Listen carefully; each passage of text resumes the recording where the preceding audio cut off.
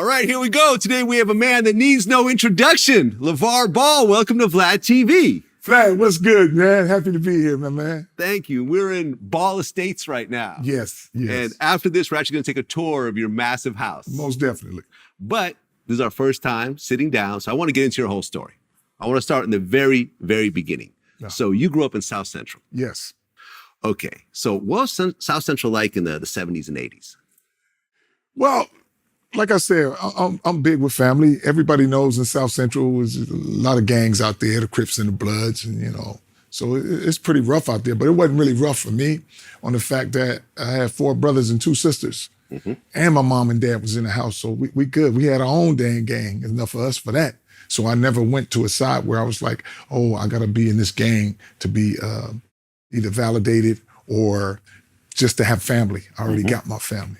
And, my mom and dad instilled great things in us, so we good to go. But being in that environment, though. Yes. You talked about this. You had friends who died or went to prison and so forth. Yes. But what do you think was the most traumatic thing that you experienced during that time? Really, nothing traumatic. I got too many brothers and sisters to really worry about that. That was my friends and stuff, and stuff happens, and I get it. It's part of life. Yeah. But I never was like, oh my God, I can't believe this happened. No, I wouldn't like that. You were shielded from all that. It was not even really shielded. It's just, I think my mindset was a little different. It's like, I'm not gonna cry over, cousins, brothers, or whatever.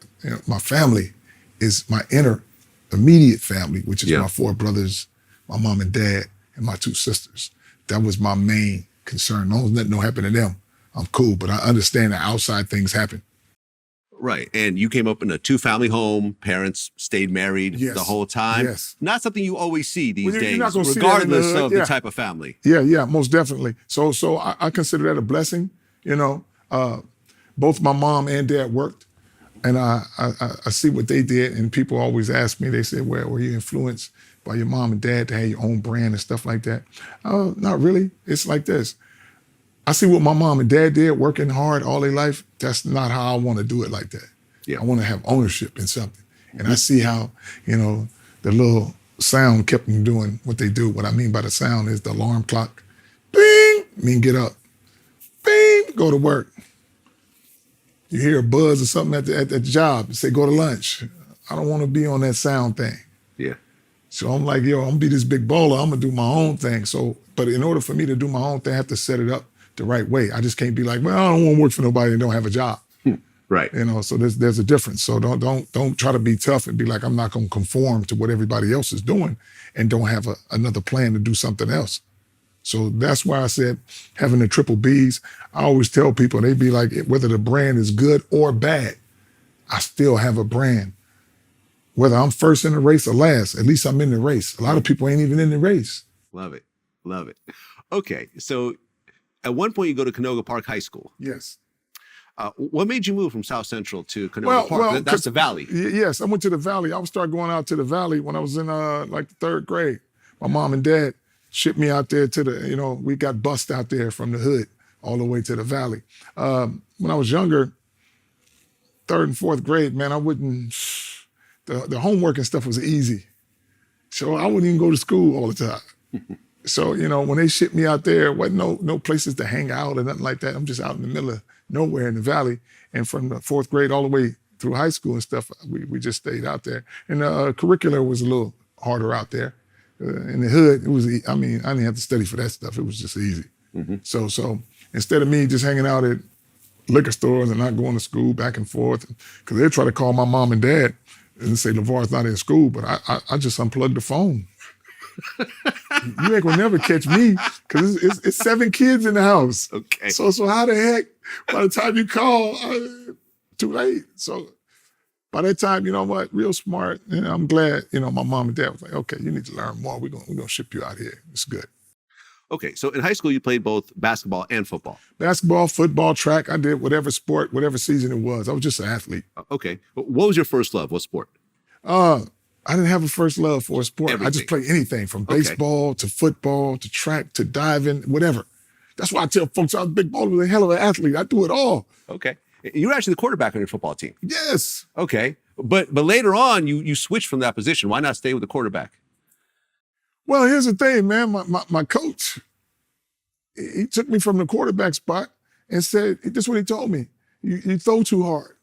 You throw too hard. Yeah. Okay. The receivers can't catch it. So then he made another little white kid a quarterback. He only could throw 10 yards. But he throw 10 yards, then me and the other running backs and me, we run another 30, 40 yards. So at the end of the day, he get 200 yards passing. But I'm out there, so now I understand the political part of the game. Meaning what? Meaning what? If you're out here and predominantly white, that's how they want it to go. So they didn't want a black quarterback. They didn't really want a black quarterback.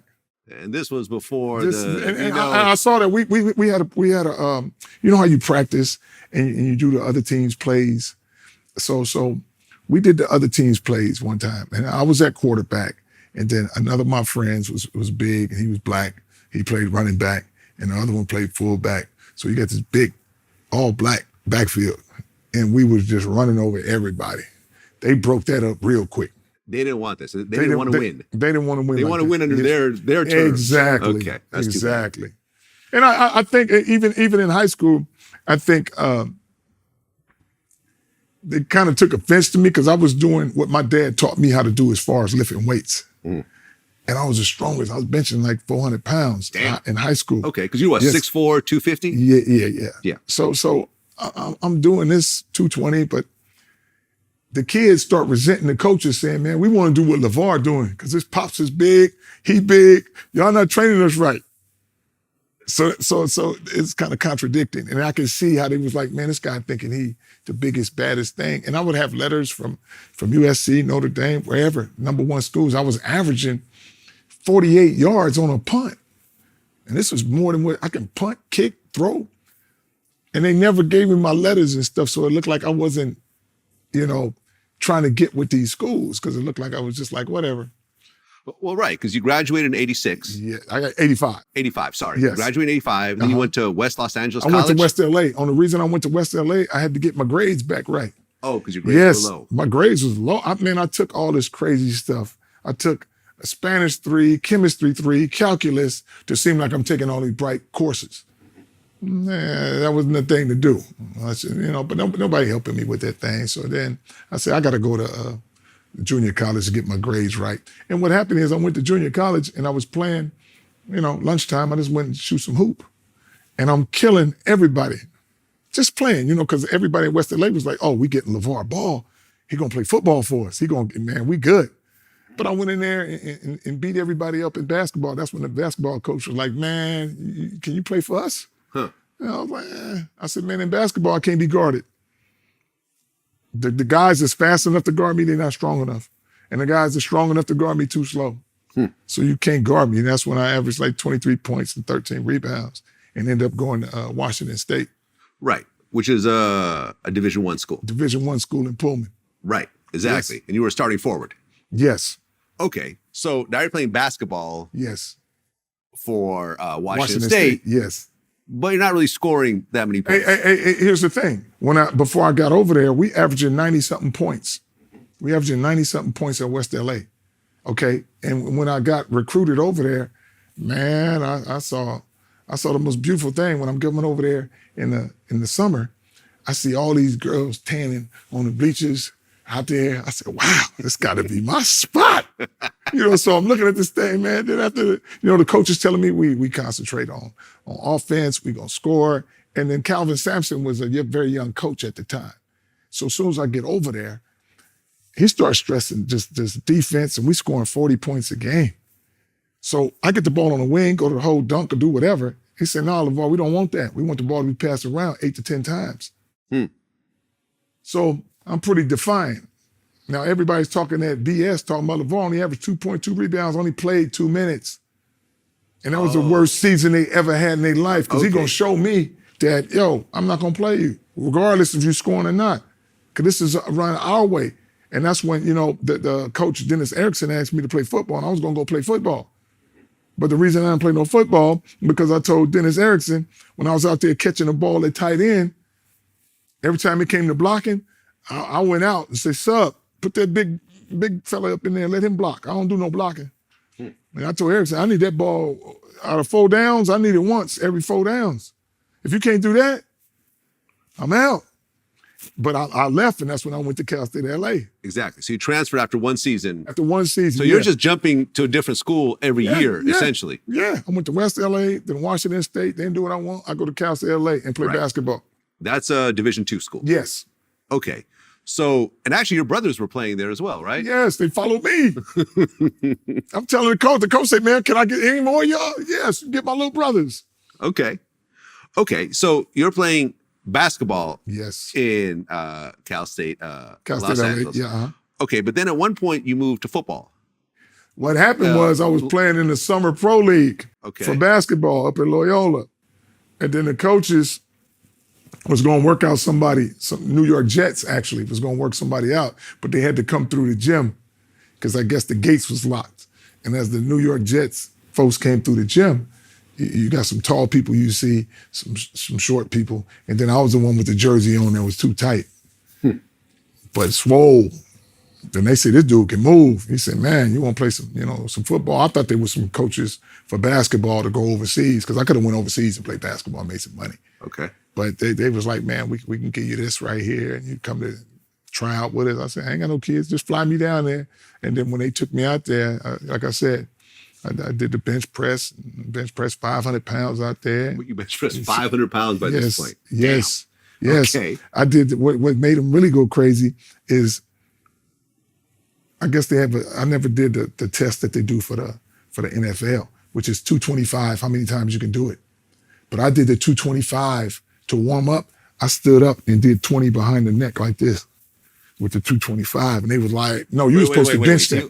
So you took 225, which is two plates on each side. 2 plates on each side. Yeah. So you picked that up over your head. Over my head. I can go like this and start doing back arms with it. Wow. Yeah.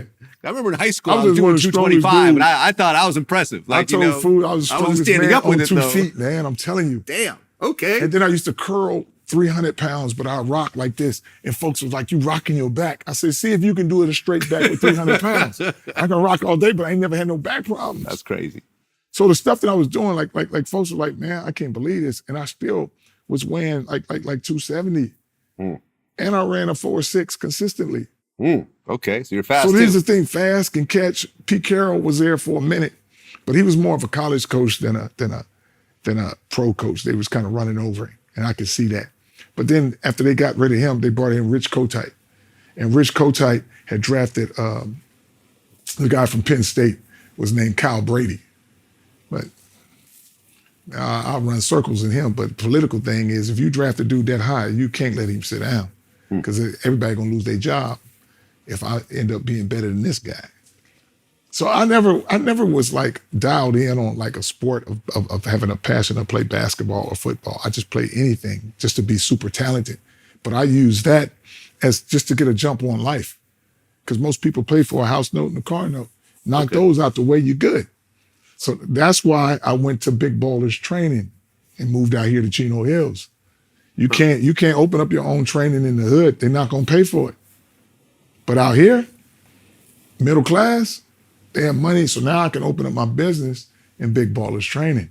Okay, I want to get to that part. I'm just doing a chronological. I get to talking. You know me, Vlad. When I get to moving and grooving like this, man, it's crazy. You start jumping around. Yes. Well, because I just wanted to say, at Cal State LA, that's when you met your future wife. Yes, that's where I met Tina. Yeah. Okay. How tall is Tina? Tina's 6'1". 6'1". Yeah. As a female. Yeah. Okay. Yeah. And you targeted her. I told her when I first seen her, man, when I transferred, she was coming down the hallway. I was walking up the hallway, and I didn't even tell her my name or nothing like that. I said, hey, I don't know what me and you gonna do, but we gonna do something together. Right. And kept on moving. Just walked away. So walked away. Dropped the mic. I dropped that in you. But see, you got to think in your head as you're a woman. You're like, it's either he's very confident or he's cocky, but I don't care if you think good or bad about me. You're still thinking about me in your head.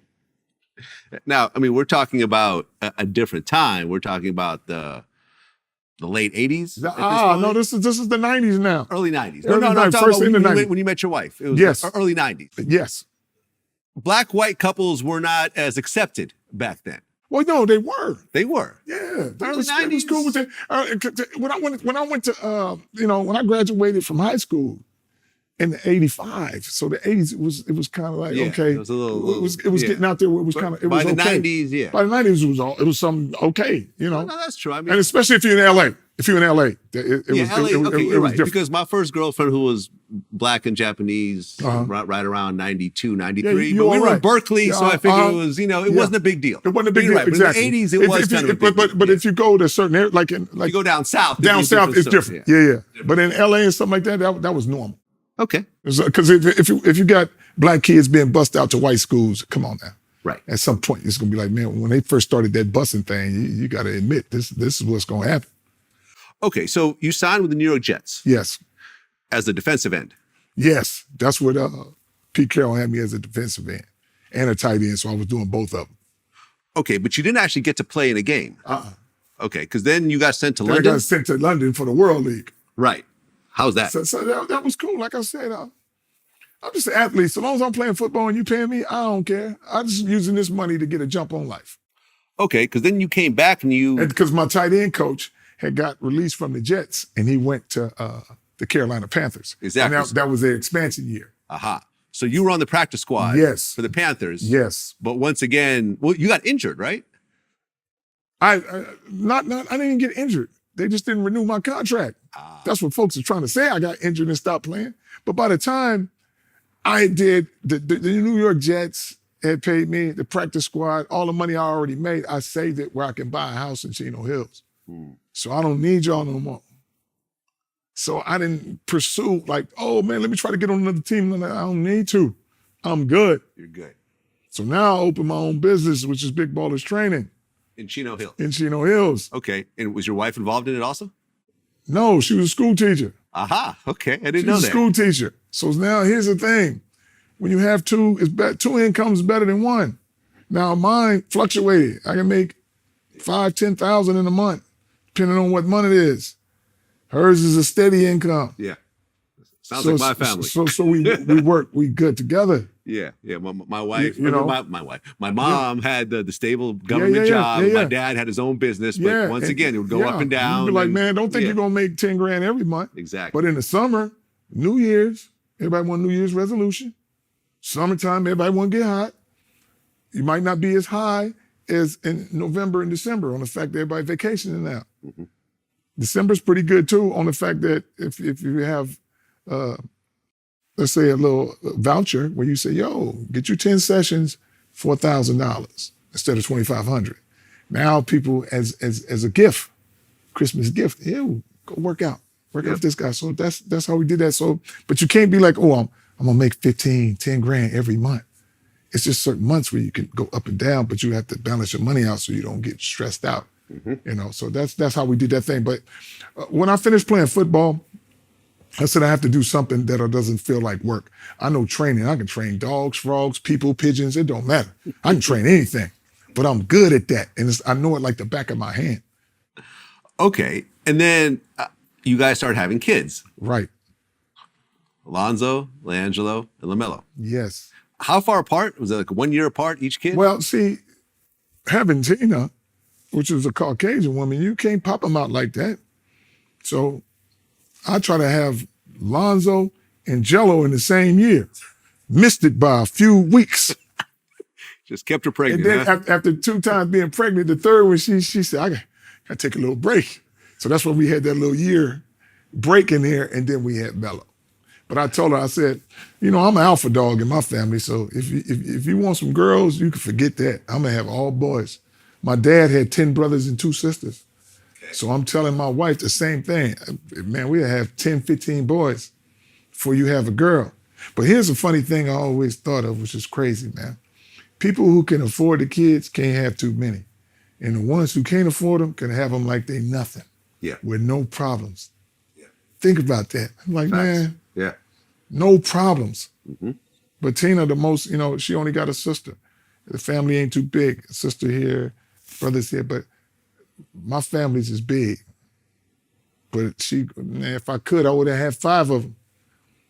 But she had like 3 or 4 miscarriages before she even had Lonzo. Sorry. So no, it ain't about that. I'm just saying, I understand that I can't have a lot, but I at least gonna give you 3. I don't care how we get it. I need 1 down the middle and 1 on each side.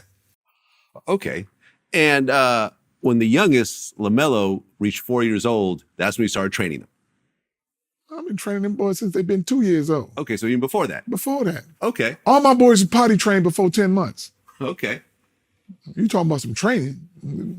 Talking about some athletic training, but I gave them the ghetto Olympics. What I mean by that, in the living room, I didn't have no couches and stuff. I had a table. Let them jump off the table and see if they can land on that mat without falling down. Okay. Catch some passes. Like I tell them, I make them jump off the stairs, and you jump off the first stair onto the mat. Jump off the second stair and keep going up, high as you can, and jump. And land So on they your would feet. hurt themselves along the way, Man, but you can't hurt yourself. We got padded mats down there, but everything was competition. Okay. I have them hanging on a pull-up bar, see who can drop first. So they was very, very competitive at an early age. And did you choose basketball because you could have them play basketball earlier? Because with football, you have to wait a little bit longer, right? Well, no, it's not even waiting. It's like I had them playing football, baseball. They're so good at basketball. Now, basketball is a game of length. I'm long and Tina long. So guess what? When they was playing flag football, I was just calling plays from the side. They got audibilized and was killing people. They was playing guys that were 10, 11 years old, and they was only 6 and 7. But they can catch, and they can throw, and they're very smart. So I give them 3 plays, and they audibilized. They thought we was cheating in the little flag football league. But in basketball, you could be 6 or 7 years old playing against guys that's 13, 14. If you know how to shoot and your mind is good, smart. I had my boys playing at such a fast pace when they was young. When Lonzo was 3rd grade, Jello 2nd, and Melo was kindergarten, we was beating up on 7th and 8th graders because we was playing so fast and shooting threes and pressing the whole time. So my boys never got tired. I got tapes of that thing where they was just murdering everybody, and they always played up so high. And a guy of mine, one of my friends, allowed my boys to play. All I had to do is sign a waiver to say if they get hurt or whatever, because nobody would let them play, especially in Chino Hills. They would not let them play so high up. They was like, they might get hurt, this and that. So I had to go to Ontario and Laverne to play against some ghetto kids and some little ghetto leagues, but it was tough. Because my thing has always been this, which people don't understand. They say, my kid is the best 4th grader in the world. I'm like, so?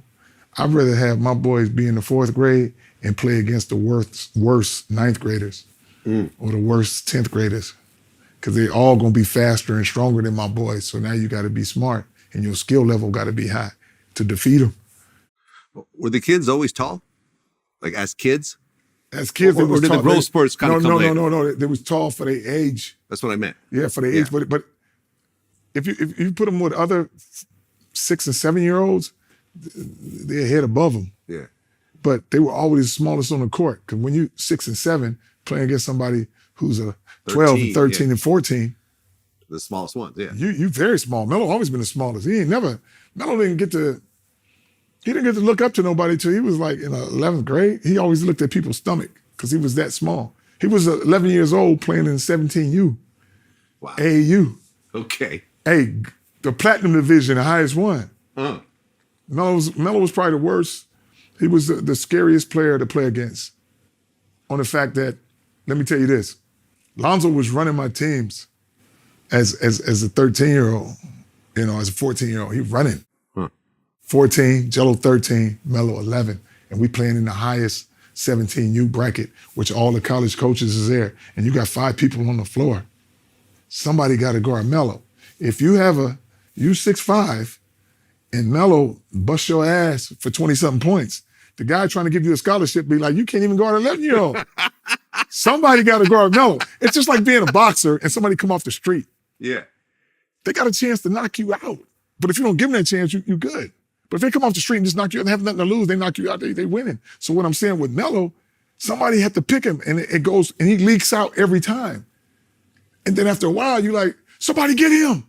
And he just making you look silly. And the guy, like, if you can't guard an 11-year-old, how am I gonna bring you to my university?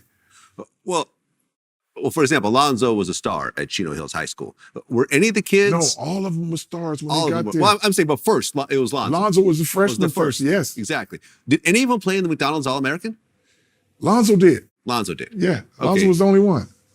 Okay, how did he do? Lonzo did. I mean, he made everybody better. I think he might have had, I don't know, he might have had 4 or 5 points, maybe 6. But he made everybody else look so good that all he was talking about was Lonzo. Why didn't the other kids go in the McDonald's? Well, Jello should have been in the McDonald's All-American, but, you know, the way the voting goes and they pick these other players. And how you don't pick us, Jello? And Jello won 60-something games in a row. And he was the number 1 team after Lonzo left. We was the number 1 team in the nation. Nobody ever beat us until we lost back to Oak Hill. Jello led the state in scoring 37 points a game. Okay. How you do that off the number 1 team and you don't make the McDonald's All-American your last name Ball? Yeah, I don't know, man. I don't know, because usually, I mean... And that's why I told him that thing is not even a McDonald's All-American no more. I call it the Jack in the Box game. Now, check this out. Then the next time, you don't even pick my son. You don't even pick Melo. Melo did something you ain't gonna never be able to do again. Go to high school, go overseas, and then come back to high school. Yeah. Come back to high school. Now let me tell you the narrative on Melo. This is probably not even out before. Melo got to go back to high school for 2 reasons. He want to go back to high school, but also the narrative was like, we're not going to pick Melo in the NBA if you got him out of high school, LaVar. Because then the narrative looks like, okay, he was a dropout and we drafted him. We ain't drafted no dropouts. That's a thing? That's it. Can you imagine if Melo would have got drafted? Out of high school. Out of high school, and then I take him out to 10th grade to homeschooling. Yeah. Now folks gonna be like, NBA be like, no, we're not doing that. So he had to get his degree from Spire. So he had to go back to high school to get his diploma. Okay. Now we can put you back on the draft board. Because he was killing people at 16 overseas, grown-ass men. Yeah. And then you put him back at Spire. It was like, this is so easy, man. You want me to play high school? And then you don't put my boy on an All-American game? You don't have to. You know why? Big ballers say I'm good. I create my own triple B. Okay. So then in 2016, Lonzo goes to UCLA. Well, all 3 kids announced that they would go to UCLA, even as in junior high. But if you don't do Jello right, with the stealing of the glasses, now you say he can't play. We'll talk about that. Yeah. But I'm just saying, if you don't do that son right, I snatch him out of there. I'm taking him out of that situation. So if I take this one out, you think I'm going to send the other one there? Yeah. I'm not giving you no love. I'm taking all my boys. Well, initially, what was it about UCLA that made all 3 kids want to go there? Hey, because they didn't pick us, we picked them. Right. I'm telling my kids like this, man, check this out. Go somewhere where you want to be if things ain't right. If you got an ankle, knee problem, or whatever, all you got to do is drive up the freeway. UCLA, we don't need it. My boy could have went to Connecticut, Duke, or whatever. We're not from there. There's also USC. Yeah, you know. But if you want USC, that's not too many people coming from there. UCLA, the biggest one. If you're a Laker or a Clipper and you want to see my boys, you can go right up the street and see them every day. Now, if Lonzo is at UCLA and in the summer, this is how I was thinking about that. He can always go to open play, open run, but take his brothers with him. Because at UCLA, we from Cali, we good. That's just like if Michael Jordan ever would have came to UCLA, nobody would have known. But the fact you from North Carolina, people already, your family didn't know about you over there. So that's why I was like, why would we leave if they already know about us playing in high school, 35-0? You already got the notoriety from LA, we the biggest part. We good. Well, right. You would describe Lonzo at that point as Magic Johnson with a jumper. Yes. That's what I'm saying. It's making everybody better and can shoot the ball. Lonzo, that's always been his gift, is to make everybody better. That's been his gift, no matter. Everybody look at the points, the rebounds, this and that. Oh, Lonzo hurt. I don't care where he go. He gonna make everybody better. Well, I remember in an interview around that time, you said you guarantee the UCLA will win the 2017 NCAA Division I tournament. Yes. They ended up losing to Kentucky. Yes. But he pulled a hamstring, right? Pulled a hamstring, and okay. He said his hamstring was a little tender, so he couldn't go fast. But you got to understand this, and let's let everybody get on the right track. My son went up to Kentucky and whooped that ass at their place. He was going for that title. Because I told him you only got to win 4 games, son, and you're going to win. He was on his way. What derailed that? I'll tell you. Everybody talking about Fox like he did all this. Lonzo busted his ass the first time at his place. So don't talk about 39. But you got to understand, my sons are young. And being sheltered from Chino Hills, you don't understand the dramatics of certain things. So you can't respond to them a certain way, like a dude from the hood would. So when your mama, you thinking she gonna die, your mind ain't even right. He didn't even want to play in the tournament. I said, son, go ahead. Let me tell you this. That's your mama, but that's my woman. I got her. What was going on with the... Tina had a stroke. Oh, that was around that time. Just before, yeah. Right before. Okay, got it. Right before the playoffs and all that stuff. Man, come on, man. Yeah. And then the way it was told to him, it was kind of raggedy, which is one of his cousins on Tina and them side called Lonzo while he was at school and told him, your mom's about to die. Oh, damn. Yeah. I was going to tell him the same day because Melo and Jello had a game and Lonzo was coming to the game. And that's when I was going to explain, I just got out of surgery with your mom. She had a stroke. She's going to be all right, though. That's when I was going to give it to him like that as opposed to hearing it because Lonzo's manager right now had told him, he said, man, LaVar, he out here balling like he can't stop crying. I'm like, man, bring him to me and let me fix this thing, you know. And even when Tina was having problems and staying at the place of Casa Kalima or whatever, I didn't want the boys coming up there trying to make it a movie. So I didn't want them coming up there seeing her with her head all cut off, stitches in her head. Let me do this. Yeah, I'll let you see her when I get her home. That way we know she's home.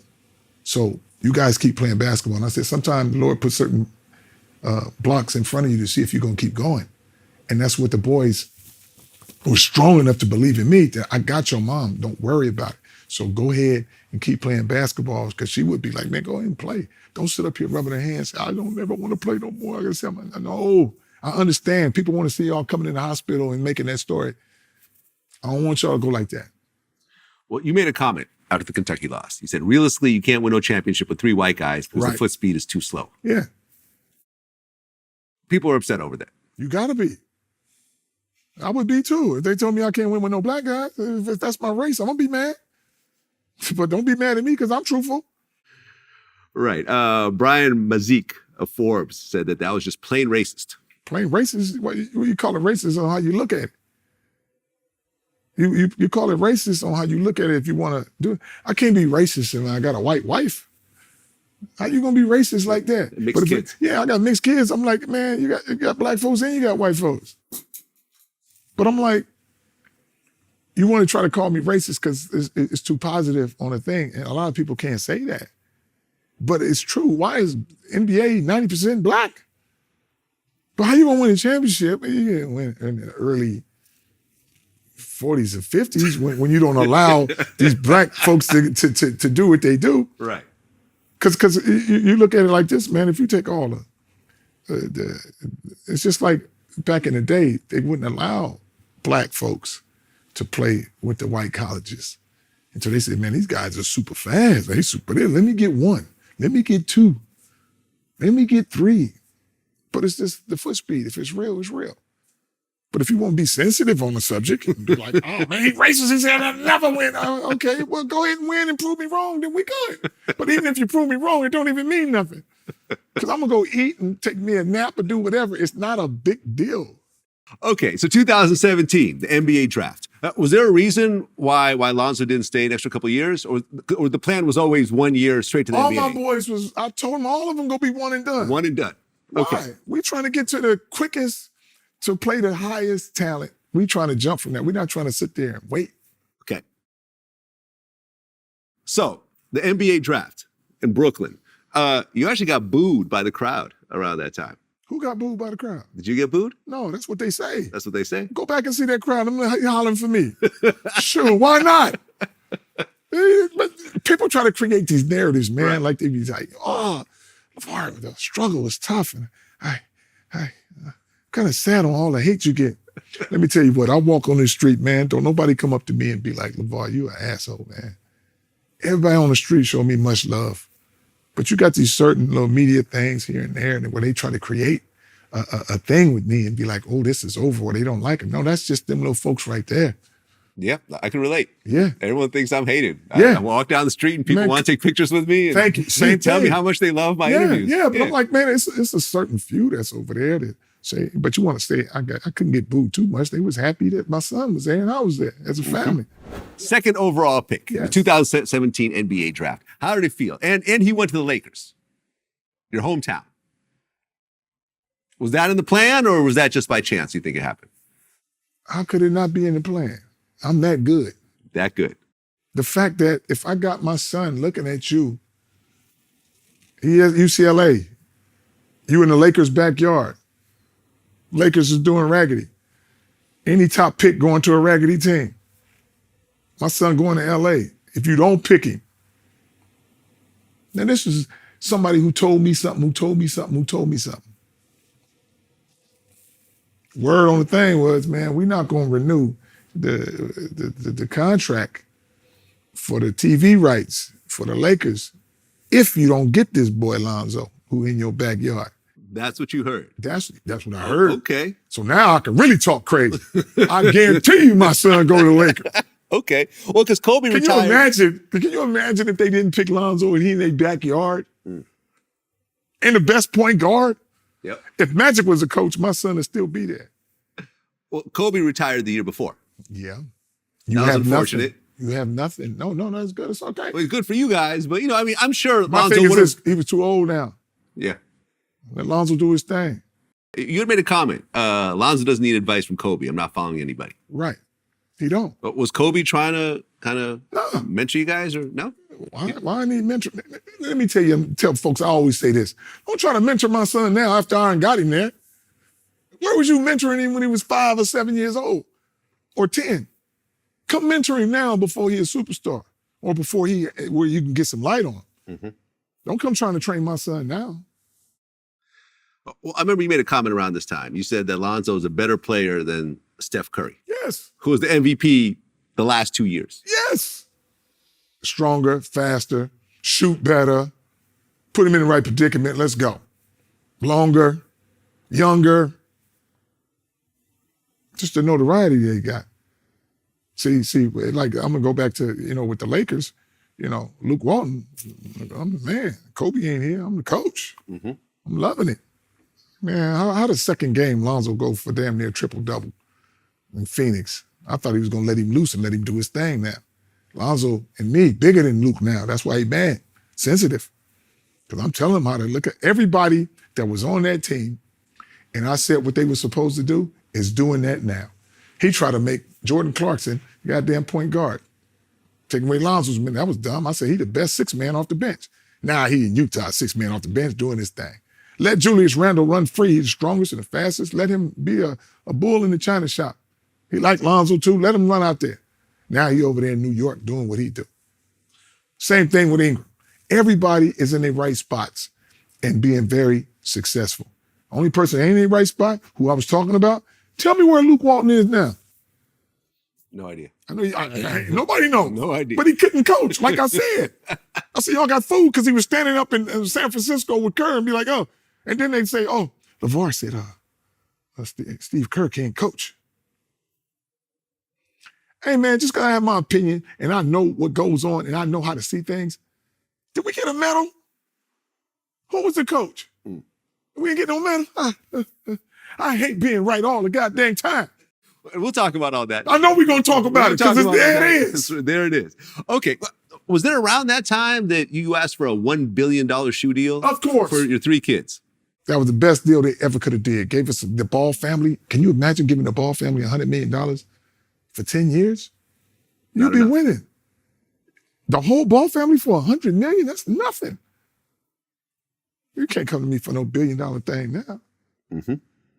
Well, I remember this. Correct me if I'm wrong. So I remember you announced that you wanted $1 billion shoe deal for your 3 kids. Mm-hmm. And didn't your home get broken into like right afterwards? Was it? No, I think it was before that. The home got broken in before that. Before that? Yeah. Okay. Because they was in high school. Okay, the boys were in high wasn't school. This house? No. No, they ain't breaking his house. Are you crazy? Oh, you can't even get in the gate around here. This is a gated community, man. We was on the corner and they knew we was watching a playoff game with my boys, and that's when they broke in the house. I've had my house broken into in high school. They did Horrible feeling. Man, that's Horrible. But that was the few months I didn't have no damn dogs. I've been having dogs all our life. I got Rottweilers too. Yes, and before that, best dogs for the house. Man, by the way, for anything, my Rottweiler bark at anything. Will attack whoever. Yes, I mean it's a beautiful thing. I love my man. dog. I love you. You hear mine out there doing their thing. Yep. But that's the first time we didn't have one for like 3 or 4 months, and then we got some more. But it's okay. Things happen. Well, around this time, you made a comment. He said, "Back in my heyday, I would kill Michael Jordan one-on-one." Easy. Too fast, too strong. There's nothing he could do. He weighing 210 pounds. I'm weighing 270 and can jump fast. I'm just going to bag him in, push him off his feet. He's like a little baby to me. And give him a jump hook because I was skilled with either hand to do a jump hook. That's all. You can't block no jump hooks. Well, you went on First Take. You and Stephen A. Smith went at it over this comment. I call him the Rudy Poo. Now, I call Stephen A. Smith a $3 bill because he faking it and I don't know what. That's why I call him the $3 bill. People think I like him. I don't like him. He think I like him. I'll be like, no. But you want to talk crazy. This is my thing. He talks crazy, but then I like the father. No, you don't. You talk bad about my sons. You talk bad about me. And then with all due respect, I like him. No, don't say nothing crazy and then try to backpedal. Yeah, I don't like Stephen A. Smith either. No, I don't like the first that boy time at all. I actually met him, it was at a Jordan party in LA. We were waiting in line for the bus to take us back. Michael Jordan walked by, he was, waved to him and everything else like that. And I turned around, I'm like, oh, Stephen A. Smith. I'm like, oh yeah, we cover you a lot on Vlad TV. You know what he said? Everybody does. See, yeah. Just a straight asshole. Yeah. There's an asshole way to answer. Like, motherfucker, not everyone has 100 million subscribers. He's faker than a $3 bill. His biggest thing was with me on there. Nobody remembers him saying nothing but me and him going in. And they would have me more to come on there and be like, yo, but I'm not going to help him no more. Nah, I don't even want to go on your show no more. I don't want to do nothing. You go ahead and do your thing. Yeah. You conform and you're going to do whatever. But hey, you're the last one. At some point, they'll fire you. Because a lot of folks who talk that trash about me, like I told them, you employees. From Jason Whitlock to Jeff Goodman to all these guys that was on ESPN, everybody who came at me, you ain't there no more. Charles Barkley said, I just don't like the guy at all. Yeah. Speaking about you. And here's the thing, I don't like him at all. He used to be my favorite player until he started talking foolish. And when he got old, growing up, that was the guy you looked up to, right? Man, I ain't looked up to him. Well, I mean, in terms of basketball players. Because he was light-skinned, strong, and played wild. That's why I like his game. That's why you liked him. But when you get on TV, you start talking about, oh, he an idiot, he this. I'm like, man, don't tell me nothing about no family because you don't know nothing about family. You got a daughter, and folks, you was talking about on TNT, you talking about your dogs, Yoo-hoo and Boo-hoo. What about you talking about your damn kids and your wife or whatever? No, you ain't doing that. You ain't no family guy. And don't talk about my boy stealing glasses or doing nothing. And you was a drunk back in the day and a gambler. So don't tell me about the bad things that you've done and try to act like you somebody now. You're not that person, dog. So I don't like you at all. I seen him at a game when Lonzo was with the Lakers and he was going to commentate or whatever. He tried to come at me and shake my hand. I looked through him like glass. Oh, you wouldn't shake his hand? I wouldn't shake his hand. I walked right by him. Like, nah, man, come on. So on the camera, you're going to talk crazy, but behind the camera, we supposed to be buddy. I'll never come in with Charles Barkley. Nah, because I don't have to. Well, Kenny Smith actually defended you. He said that actually Charles Barkley's wrong about you. Yeah, well, he knew, because Kenny Smith, we played against his AAU team. I ain't did nothing to these guys. Yeah. Shaq's and all them. I ain't did nothing to them. Now, Shaq's kids will say hi to me, but I won't say nothing to Shaq because you want to talk crazy about me. I don't. Wait, Shaq talk crazy about you? Well, he had his little diss track and then LaVar charging too much for the shoes and this and that. If he was a real big baller, he would do this. I've already done this. I'm like this, Shaq. You're still an employee. Shut your mouth. You don't have a brand. Because the last time I checked, Superman was a white dude with a cape. He does own a lot of companies. He owns a lot of business. Let me tell you this. You don't own nothing. You partner up. You don't own anything. You have to invest in somebody else's. You have to invest in Papa John's. You have to invest in all this General and all this stuff. That's not your stuff. And you know when you're going to find out? When you ain't the owner? When you leave this earth and it don't go to your family. You're going to be really mad. I know who else going to be mad? Michael Jordan don't own Jumpman. No. When he go, you think it's going to go to his family? He did own the Panthers, though. All that stuff going back. He did sell it, though. Okay, so then next year, LiAngelo Ball Yes. He goes to UCLA. Yes. He goes over to Shanghai, China, Yes. and things go bad. Things don't go bad. He just throws some glasses. Made a mistake. One thing. Right. He was at a store with He was his going to pay teammates. for it with his card. The card didn't work because he didn't tell him he was going to China to use the card. So they... Oh, yeah, yeah. When you go overseas, sometimes it thinks it's a so scam, they yeah. convinced them, like, nigga, we took these. Well, you go ahead and take these. Right. He Out of all the things, Jello ain't did nothing wrong. Then all of a sudden, you do something wrong overseas. It's one mistake. It's not a big deal. That's why I tell people look at me like, oh, you said stealing ain't a big deal. Well, let me tell you this. I've seen people get shot, pistol whip people, and do things like that. My son didn't go in there cussing, motherfucker, give me the gloves and all this stuff. He just went in there, he made a mistake at the wrong time. So you can't kill him like that. So I felt he did enough punishment being over there, not being able to play and come back in 2 weeks. And now he go to UCLA and they take his meal card and they tell him he can't go to the gym anymore and he just got to go to class. I'm like, hold up. Well, right. I mean, listen, I got caught stealing sunglasses from Walgreens as a kid. I mean, we all have done dumb shit as kids. Yes. So I don't blame him for it. Right. You know what I'm saying? We've all He made a done it. mistake. But here's the thing, too. I don't mean to cut you off, Vlad. Go ahead. Why would I, if everybody jumping on him and telling him, oh, you should have never did this, you're bad for your family. If you're already hearing all this, why am I going to jump on that same boat? Yeah. You did what you did, son. Okay. But check this out. Sometimes I tell him this. If you don't do what you do, son, then I don't do what I do. I don't go overseas with the big baller brand. I don't take you out of UCLA and find all this other stuff to do, that the world is much bigger than just the US. So you had to take a step back for the big baller brand to go forward. Even though it was negative, now everybody knows about you, globally known. We're known, and it's like, I don't do these moves. Maybe I just go in there, okay, give Jello, Melo, Zoe, endorsement deal. Let's leave it at that. I got my money. Now I don't have big baller brand. I don't do the JBA league. I don't do none of this stuff because we already got money. I'm just sitting back now. But by Jello doing that, allowed me to say, you know what? Let me create my own league so my boys don't have to go to college. Let me do this so now Melo's thing is different. Well, listen, stealing some glasses in the U.S. is a slap on the wrist. The problem was that he was in China. Yes. Which is a communist country, which is a whole different set of rules. Yes. You can't say fuck the president in China and expect to go home that night. Yeah. You know what I'm saying? Exactly. It's a whole different, you can't have Google in China. Google's illegal in China. Yes, they got 10 cents. Yeah, exactly. Exactly. So he was actually facing 3 to 10 years in prison. I mean, as a father, were you a little scared at that point? Because this is not America. No, ain't got to be America. Let me tell you this. You better have some people over there that can do something for you. So you have to align yourself with Chinese. You feel me? So we already got boots on the ground. And when you hear from my son, it's not like he's a vengeful, got a history of being bad, and he ain't never missed a class. Attendance, A's, come on. After they speak to him or do what they're gonna do, they're gonna be like, well, let's do this, let's bypass. But then, like I said, Trump tried to come over there and say, yo, I helped him and I took him out of this and I did that. It was like, you wasn't coming over there before that. You was already on your way over there and you try to tie yourself to this.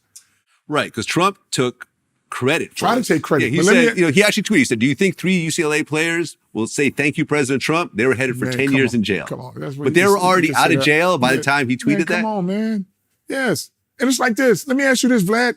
Vlad, tell me this, man. If you say, LaVar, I'm coming to get you. And I'll be like, okay, Vlad, you come over there, you drive your car, I get in your car. Don't tell me you coming to get me and you send this guy. I said, if you was really coming to save us, why we didn't ride back on this plane? And why you don't come up to me and say, hey, Mr. Ball, my name is such and such. If I'm going to say apologize to somebody, you're going to come up and introduce yourself. I'm not just going to just be out there talking about, thank you for doing this, and I never met you. Well, Trump called you very ungrateful. Yes. And he said he should have left them all in jail. Yeah, why couldn't you? You did anyway. You didn't do nothing. What you talking about you should have did? You kept him out of jail. You ain't did nothing. That's why you ain't the president to today. You should have been on my team. You still would have been good. Right. He called you a poor man's version of Don King? Yes. That's what they told me. So I'm like, man, can't be too poor of a Don King. I'm living good, man. Did he call you an ungrateful fool? I don't know. I sent him some ZO2s. Right. just for the hell of it. I didn't see any pictures of him wearing it. Yeah, So. he probably got him. He probably got him in a booth or something, man. Saying, look what the big baller gave me. 'Cause you might need those to get him out of some trouble. Okay. So, and we touched on this before. So because of this whole situation with the shoplifting, when Jello comes back to LA, UCLA suspended him indefinitely from the team, right? Yeah. They told me they didn't know how long his thing was going to last. So I'm like this. I ain't got to tell y'all nothing. We out of here, Jello. You overseas. I don't have to talk to nobody. I don't talk to no coaches, no ADs, and nothing. We gone. Lithuania. Bye. Yep. And by the way, you called Trump racist during this whole time. Yeah. Which I think most people would agree with you. Come on now. You think I would agree with you. Man, come on. A lot of folks agree. Right. I mean, But then you got to do some things where you're going to look like you got these other ones to say, man, no, he's not. He gave us some money. He did more than anything than anybody. Okay. Okay. So now you guys are in Lithuania. Yes. How did you guys like that? How did Jello Lithuania like was it? How good. did you like it? My thing is this. How could you not like it? Lithuania is a place where whatever you want to focus in or dial in on, that's the place to go. What I mean by that, if you're a writer, you ain't got to worry about going to no malls and all that. It's very cold out there. You can keep your ass inside, get your thoughts right, boom. If you're just going there just to play basketball and dial in on basketball, talking about going to the movies and hanging out and doing the high school thing, you ain't doing that. My boys were sleeping all day and training all day, playing against grown men. Now, everybody on the outside says, oh, it was the worst thing. Well, you got to find some food you like. That's about it. But as far as dialing in and you practicing twice a day and living in a hotel with no worries, that's not a good time. If you go study for a chemistry test and do some term papers and all that, instead of being in the gym and dialing in on your game. Yeah. Lithuania, we ain't got no bullets flying and nothing like that. We just out there having a good time. We there as a family. Was it around this time that you bought this house? I had this house before we went there. Okay. So after Lonzo went, joined the Lakers, then we got this. Okay. We couldn't stay at Aquamarine no more because we was too the celebrity status. People buy the house all the time, pictures play. You got to get behind the gate. Oh yeah, no, I live in a gated community. Yes, I refuse not to live in a gated community. But I was like this. I was like this, thinking to myself, like, nah, I'm not going nowhere. I'm always going to be here. Yeah. And I was like, man, we got to get behind the gate and then get behind another gate. Yeah. Because it's too big, and where I'm parked, my Rolls Royce and all these fancy cars on the end of a non-gated community. I ain't got enough room to park all the cars I got, so you kind of have to move. I mean, I remember coming from where I came from. I mean, we used to live in the projects in Springfield, Massachusetts, when we first came to this country. And I remember when I bought my mansion, it's like, wow, like just the feeling is like nothing I could really describe. Right. What was it like coming from South Central and buying the 16,000 square foot mansion? It's a good thing, not just for me and the family, but it's also good for people on the outside to see it can happen. Like here I am from LA South Central, living better than a lot of folks. That ain't supposed to happen, but it gives people a little faith to say, you know what, I'm gonna try something. I might not be as high, but I'm gonna do something right. And that's what it does to a lot of Black folks that I bring over here and see this. They be like, wow, you're a bad sucker when you say you're gonna have the best and biggest house in Chino Hills. I know my wife's mom and dad wasn't thinking that. Until now they see it now, they be like, this sucker right here said exactly what he was gonna do. No, you got to see it, man. I remember as a kid in high school, I had a couple of rich friends and going to their home and spending the night and jumping in their pool. I never had a pool growing up. Right. It made me want to do it. And if you could actually touch it, you think that it's real. Yeah. When it's on TV, you don't think that it's real. On the internet, it's not real. Right. But when you could actually touch it and you see their parents and they earned it and everything else like that, and you're like, man, like I could do this one day. Yeah. It stays with you. It stays with you. Well, with everything that's going well, a lot of people also talk their shit. Joel Embiid, he got fined $10,000 by saying fuck LaVar Ball. Yes. What was that about? Well, here's the thing. You sometimes you speak out of your mind for no reason. And then I seen him at a game. I think when they played the Lakers. I said, yo, come here, son. You cuss and get fined. Yeah. I can cuss you out all day and ain't a dollar coming out of my pocket. Yeah, you got fined 10K. What they for that. telling you is shut your ass up and we'll tell you what to say. So don't let them fool you. What I mean by that, work on your game. You can be very good. And this is what I see him. If I see him today, we good on the fact that I told him, you can shoot, you strong inside, and you letting this side stuff bother you to jump in this lane. Now he like Lonzo's music. We good, but I'm glad he became the player he is. On the advice he took, just work on your game and be that guy. Don't let this side stuff, by you saying that, and for what? One of the best things is 2 black guys going at it. They love that. Don't give them that firepower, son. Work on your game, do your thing, because I'm going to do my thing. Because they can't control me. They can control you. So don't let that, and just work on your stuff and your game to speak for itself. And now he get MVP now. Now I know as years went by, you're listening what the big baller told you. Well, on the flip side, I had John Sally on my show. Uh-huh. And he called you the smartest guy in the world. Okay. Like I said, man, you're going to have people that say good things and people that say bad things, but I don't waver on either one. I don't let people say good things and be like, oh, thank you, man, I appreciate it. I don't let people say bad things and be like, man, I shouldn't have did it. I don't know why they think it bad about me. As long as my family understand what I'm about, I'm good with that. So I can see that, because either way, let me tell you this. You're either going to say something good about me and be noticed, or you're going to say something bad about me and be noticed. But you got to say something to make you be relevant. Well, Kyrie Irving, he made a comment. He said that LaVar needs to let Lonzo be Lonzo. And you had some responses to him. You said, maybe you don't have the relationship that me and Zoe got. First of all, your mom wasn't there, so something's got to change right there. Right. It's not the same. Lonzo can come home and see his mom and dad all the time. We've been together. Most people with this talent usually has a single parent, not 2 of them together. Now, Kyrie lost his mom when he was 4 years old. And he actually had a daughter during that time. He had a kid. So he does have a child. But some people felt you went kind of over the line with that statement talking about his mom. I'll talk about anybody. Who cares?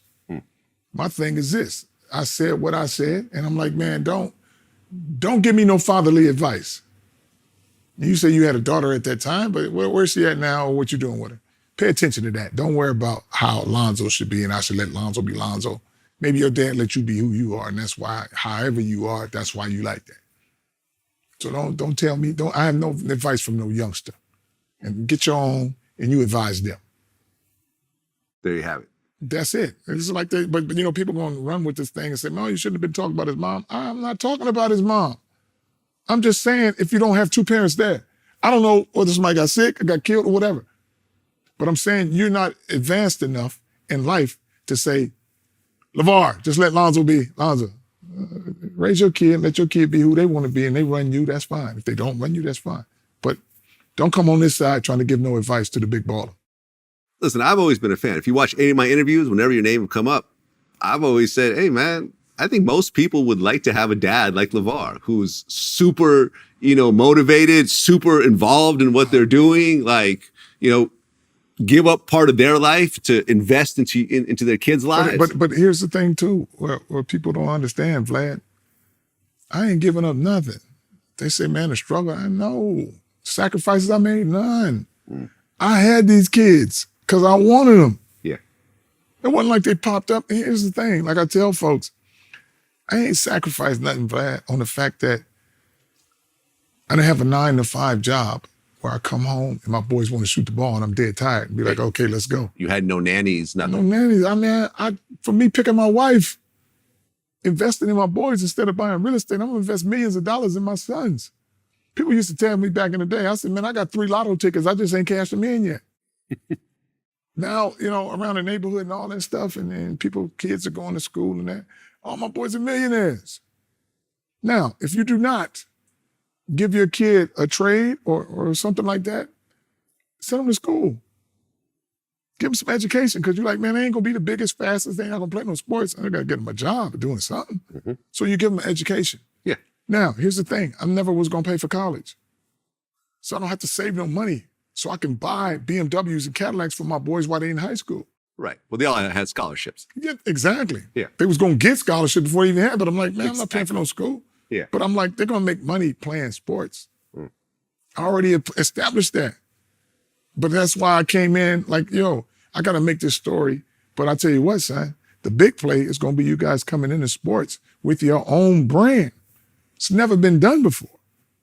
Lonzo's the only one to ever walk across the NBA stage with his signature shoe on already. That ain't gonna never happen. So let's talk about that. Big baller brand. Yes. On your shirt, on your shoes as well. Come on. Can we get a little? Come on. Can we get a little zoom in on the shoes? Come on, man. Come on now. I haven't seen these before. These are coming out. These are new right here? Yes. We got the exclusive on these? Yes, exclusive. They're not even out yet. They'll be out at October, end of October. End of October. These bad boys There right we here. go. And everybody talking about, oh, they look like Yeezys. No, they look better than Yeezys. Right. So these Look are at the bottom, the top. These are big baller slides then? Yes. Okay. Well, these ain't even big baller slides because I have slides. You have slides also? Yes. Okay. These the big baller chillers. Chillers. You get to chill in these. These ain't no sports shoe. Okay, now correct me if I'm wrong. From what I understand, you have a minor share in Big Baller Brand with Lonzo being the majority shareholder? No, that's what No? y'all put in the papers. But you've heard this before. Man, I've heard it, yeah. Okay. But let me ask you this. Even when my crooked ass friend that we got out of this thing, Alan Foster. yeah, he don't want to talk about all these percentages. This brand has always been me and Tina's. It's my idea, Triple B's. Tina just rolled with me, but I'm saying this is my stuff. Okay. Why did you bring Alan Foster in as a partner or an investor for this brand? He's not even an investor. He was just a director. What does that mean? That means when you direct stuff, that's all you do is direct. Okay. And when I had an idea, we get it done. Okay. So, but as far as having a percentage in it, I ain't got no percentage in this. And he want to be like, oh, Lonzo got 51%, I own 16%. I'm not giving you no percentage of this. Now, wasn't there an issue with Lonzo being connected with the brand while he was playing at UCLA? Exactly. How could he own a brand if you can't own the brand and play at UCLA? Right. Well, at So least that lets you know right there. now you can, right? Now you can't. Why? Because of the big baller move. LaVar done changed a lot of stuff. This NIL stuff and all this stuff. Why did it change? The G League get more money. Why did it change? Because of the stuff that I've done. And everybody like, LaVar, I want to give you your flowers. Don't give me no flowers. I don't want no flowers. Give me some donuts. I'm a donut man. You're a donut man. Yes. I like donuts too. Donuts, but what I'm saying is all this stuff changes when you go back and see what LaVar did. Like up in UCLA, I said, I ain't gonna wear no UCLA stuff. I'll wear your colors. But the colors had Big Baller Brand. Okay. Well, George Raveling, the global Yes. basketball sports director at Nike, he called you the worst thing to happen to basketball in the last 100 years. Yes. You heard this. Yes. What was that over? So you telling me I'm worse than slavery? So you know something wrong with him. Well, slavery happened more than 100 years ago. I'm just saying. Yeah. That's what he's saying, basically. And I'm like, okay, so I'm worse than that. But you know what? He nervous. He always worked for Nike. And you see what Nike told him. What did you guys have deals on the table from Nike? No, they didn't want to give us what we want. Okay, so it wasn't even a serious no ownership conversation. and no co-branding, so guess what? Not No, they wanted my boy. They wanted all this stuff, but I was never in a room with the people that were making decisions. Mm-hmm. What I mean by that, you could see people that represent Nike, but the person who should have been in the room should have been me and Phil Knight, two owners. Right. Well, I mean, Phil Knight was already kind of out of the picture. But by I'm that just point. saying, at that wasn't point, the president anymore. exactly. Yeah. So you can't do that now. Yeah. The people I need to be in is the people who own the brand. Okay. I don't But, need to- but Nike's a public corporation, yes, so no one yes, really yes. owns it. The Exactly. shareholders own it. Exactly. So that's why you can't make that decision now. Right. With Triple B's, I'm the head. Okay. Well, you guys introduced the ZO2, Yes. $500. Yes. People were upset over the price point. Yes. You said if you can't afford it, you're not a baller. Right. Yeah. You know what that means? A big Explain. baller is a mindset. Okay. Not about how much money you got. Maybe you save bottles for a year and then go get it. Mm. You're a big baller if you can figure out a way to get what you're going to get, being productive. I ain't saying go out and get a gun and say, give me this up or slap somebody and steal it. No, I'm saying a big baller is going to find a way where I'm not giving you this and it's something that you want, you're going to work for it and get it. A big baller is not a guy who got diamonds on his neck and a bunch of money in his pocket. It's a mindset. You could be a big baller as a trash man. You could be a big baller being successful. The successful is not just having a mansion and Rolls Royces. You can come from a family of 10 and have a job in your own apartment and you're successful. I mean, the thing with basketball shoes, it's always been kind of a sticky subject, especially in lower income communities, because people sometimes lose their lives over these sneakers. Like, for example, Stephon Marbury, he tried to kind of overcome that. Remember, he had the Starberry sneakers that were like $30. Right. You know, and it was a cool idea, I thought, but ultimately the shoe failed. Because I think a lot of kids were. Fail? Well, I think that people probably looked at him and said, "Oh, you got those cheap ass Starberries on." That's what I think. That's exactly what happened. Yeah. That's exactly what happened. So regardless of the price of the shoe, everybody says is too high. Why is it too high? Ain't nobody shoot nobody over no Louis Vuitton shoes. But you want to talk about something in the hood when you see some Jordans get shot for, now we can blame it on somebody. Because if you got these shoes, Louis Vuitton, $1,200, $1,000, and then you say mine is too high. Now the best shoe, check this out. The most expensive shoe is the #1 player in the NBA, whoever that guy is. That's what his shoe. So can you imagine when Lonzo came in the league and people looking at LeBron like your shoe from Nike, they're 180. I said, boy, I got slippers that I make, big baller slides that cost $220. So that's showing you how Nike thinking about him. I'll flip my flippers off, be like, they're more than your shoes. So people were looking at Lonzo's shoe when he on the court. $500 shoes. He got the best shoe. He got the most expensive shoe. But to be fair, around that time, the shoes weren't really structurally sound. Because I remember, no, they were structurally sound. Lonzo said that he kept ripping them open while he was playing. He had like a whole bag of them. Let's keep it real now. He did say that in an interview. I watched it today. Exactly. Lonzo said some things that didn't resonate the right way because he's young and they fooled him into interviewing.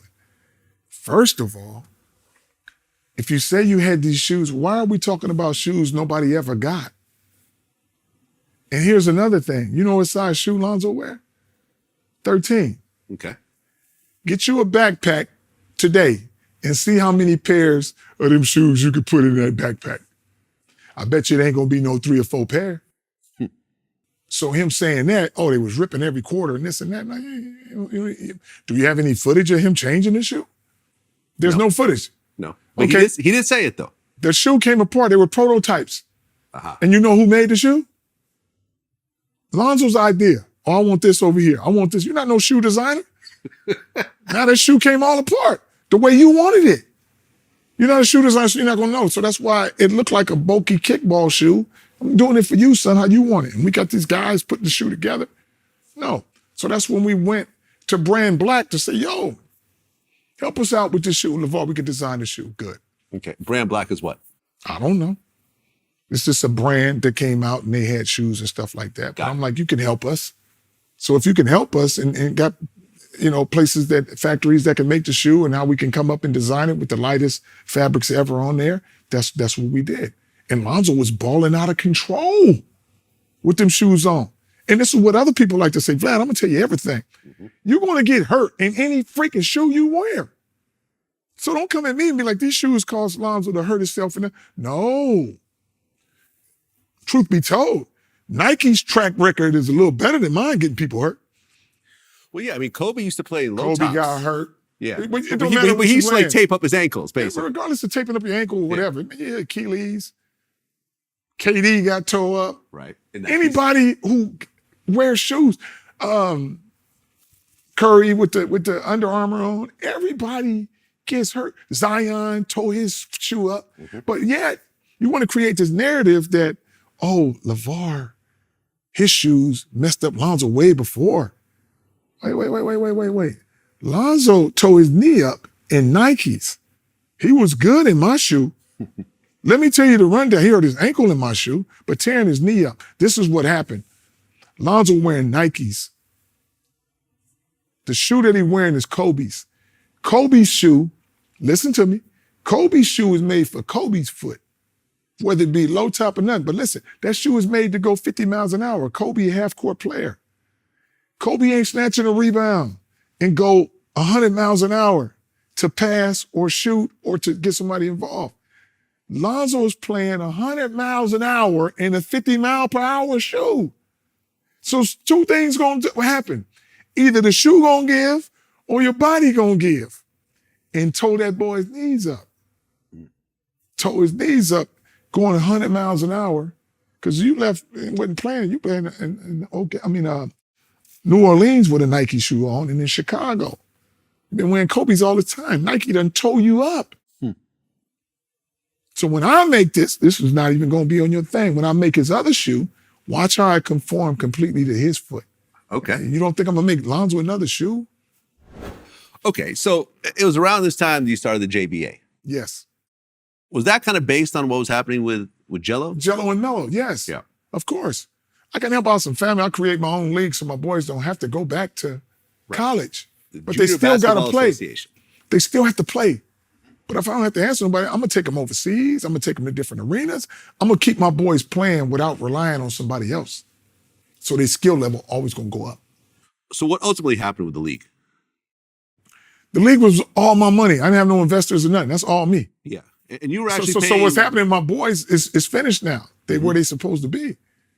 I can come back and re-enter this. Restart it, right. But everybody, don't start talking about why the league failed and all that. I started it.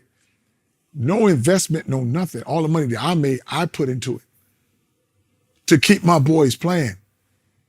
I can't have no 2-year break and be like, oh, can you go back to college and get better? Or can we have them do this? I ain't crying back to nobody. So I'll spend the money to have my own league for my boys. Right, because you were paying players $3,000 a month to play. I got about 60 something, almost 80 kids doing this thing. Love it. But check this out. For people don't understand, I helped over 60 families for that small bit of time. So don't talk about me unless you go help somebody's family do something. Regardless if I helped them for 1 week or 1 month or 1 year, I helped them. That's why I look at all these other people that be talking crazy, from the Charles Barkleys to the Stephen A. Smith. Where's the kids you helping become sportscasters or talk shows? Where's your internship or anything? Are you leading anybody anywhere? Or y'all just worried about your stuff? You're not helping nobody do nothing. So don't talk about what I'm doing with my boys or what I'm doing. That's why I get on all them like that. Well, speaking of that, around this time, you started criticizing the Lakers. Yes. You said they're soft. They don't know how to coach my son. And that started a whole thing. Of course. You were not a fan of the coach. No. Why is that? You're not playing my son right. You taking him in, you starting him. After 6 minutes, you're taking him out, sit him down, wait another. If you're not playing somebody for 12 minutes in an NBA game, that's like sitting down for 40 minutes. And now he been used to playing the whole game. So you got him playing 100 miles an hour, then you sitting him down, cool him off, then go back out there and play 100 miles an hour again. So you tearing up his body instead of letting him do what he do.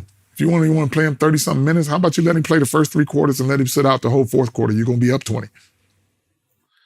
Well, I remember, was it that year, the Lakers had a new rule, which they would call the LaVar Ball rule, which didn't allow the media to talk to family members at home games. Yeah. Because of you. Yeah, they say it's a rule, but nobody going up to nobody else's family to talk to them. Why are you coming up to me? Because I have a brand. If I have a brand, I'm just another father. Like the T. Moran's dads and Carl Towns dad, all these guys. What are we talking about now? You're not going to talk about them. Why? Because they're different from me. They don't have a brand. So you're just a parent on the side. Think about that. Ain't nobody talking. Vlad, it is 2023, ain't it? Why are we still talking about Big Baller? Why are you interviewing me, man? It's been 76 years since 2016. Let's say 2017. That's 6 years that went by. But if I don't have a brand, I'm just a regular father. I can't stay relevant because I'm just a father.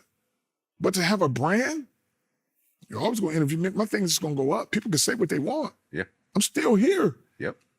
And I'm going to be here for a long time because I'm not done doing what I'm doing, which is creating a brand that everybody going to look up to and be like, oh my God, how'd that happen? So Steve Kerr had some words about you. Of course. What was it about you and Steve Kerr? That's what I'm saying. Coach your team, shut the hell up, and leave me alone. You never say nothing about me, I'm not going to say nothing about you. You call me Kardashian of basketball. Right. So don't get mad at me when I call you the Milli Vanilli of coaching. You called him the Milli Vanilli of coaching. Remember Yes. Milli Vanilli that came out singing that song? I interviewed but they wasn't singing. They were lip syncing. I actually interviewed one of the guys. I interviewed. Wow. Yeah, Fat Morvan. Boy, that boy Flag, you get around and get everybody, huh? Everybody. So I'm good then. You're good. Okay, You're my good. man. Why'd you call him the Milli Vanilli of coaching? What's it? Milli Vanilli got all them awards for singing and they can't sing a lick.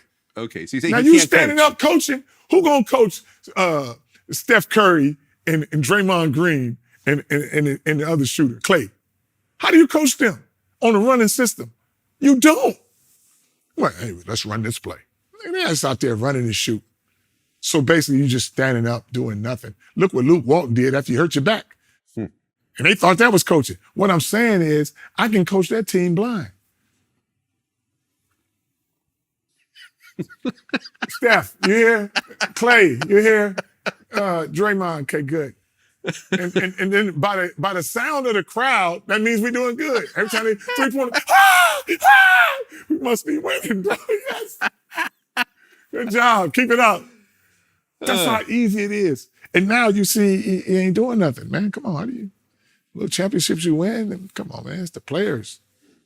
The only one that was smart enough was Phil. Phil said, I'll create something. You know what I'm going to call it? Without coaching? Call it Zen. They'll figure it out. I tell them less coaching is the best coaching. How you think my boys went 35-0? You think the coach was coaching them? He like, run loose. We was the only one in the race. Like you run a horse race, we was the only horse without a jockey. Just go. That's how coaching, special players, you can't coach, you let them do what they do. Look at the Lakers. You got this guy, Paul Westhead. Good. Oh, my system works. It's a system. No, it's magic. You brought Pat Riley out the booth. Said, come on down here and coach and look at them championships. Because you can't box great players. They got to do their thing. You just got to believe in them and they got to believe in you. Like they said, what's the best team that your son can go to? It ain't the best team, it's the best coach. Whoever gonna believe in my son, look at Red Auerbach. He said, I believe in Bird. Go on, do what you're gonna do. How you coach a crazy dude like that? You don't coach him. I can see it now. Phil, hey Mike, come here. Let me tell you what to do. Come here. No, you don't do that. You don't coach these special players, and that's what I have. And a lot of times they say, oh, Lonzo does stuff, you can't teach that. Melo does stuff, you can't teach that. Well, who the hell you think taught him? It's the big baller. I taught him how to play faster than anybody. When my boys all get on the same team, it'll be the biggest thing in the NBA. And they'll play so fast you can't catch them. So you don't think that Phil Jackson played a big role in what Jordan did in the Bulls? I don't think he played a big role. Or in the Lakers? No, I don't think they played a big role in it. I think they believed in him and let him do what they do. Okay, fair enough. That's it. I mean, you can draw up all the best X's and O's. If you don't have the players, that thing ain't gonna work. Right. You just drawing up great plays, okay? What is it, man? You got Jordan, Scottie Pippen, and Rodman or Horace Grant, whoever. You got to have that three right there. Okay. Magic Johnson, Kareem, Byron Scott, you got to have the three. James Worthy, you got to have those three. And what you do is your coach has to believe in you because you can have the best players and a raggedy coach. Let me tell you this. Look at this story right here, man. You got a ball boy in Greensboro, Cello. And as good as Melo did with his brother all through the JBA and whatever, have you ever seen them not play together and not be efficient? Why wouldn't you bring him up to Charlotte? Why wouldn't you bring him up to Australia? Cello better than Melo. And folks be like, man, I know, I train my boys. Jello bigger, stronger, Jello older. is better than Melo. Yes. You're saying that right now. Okay. No, I know that. I've been knowing it. Yeah.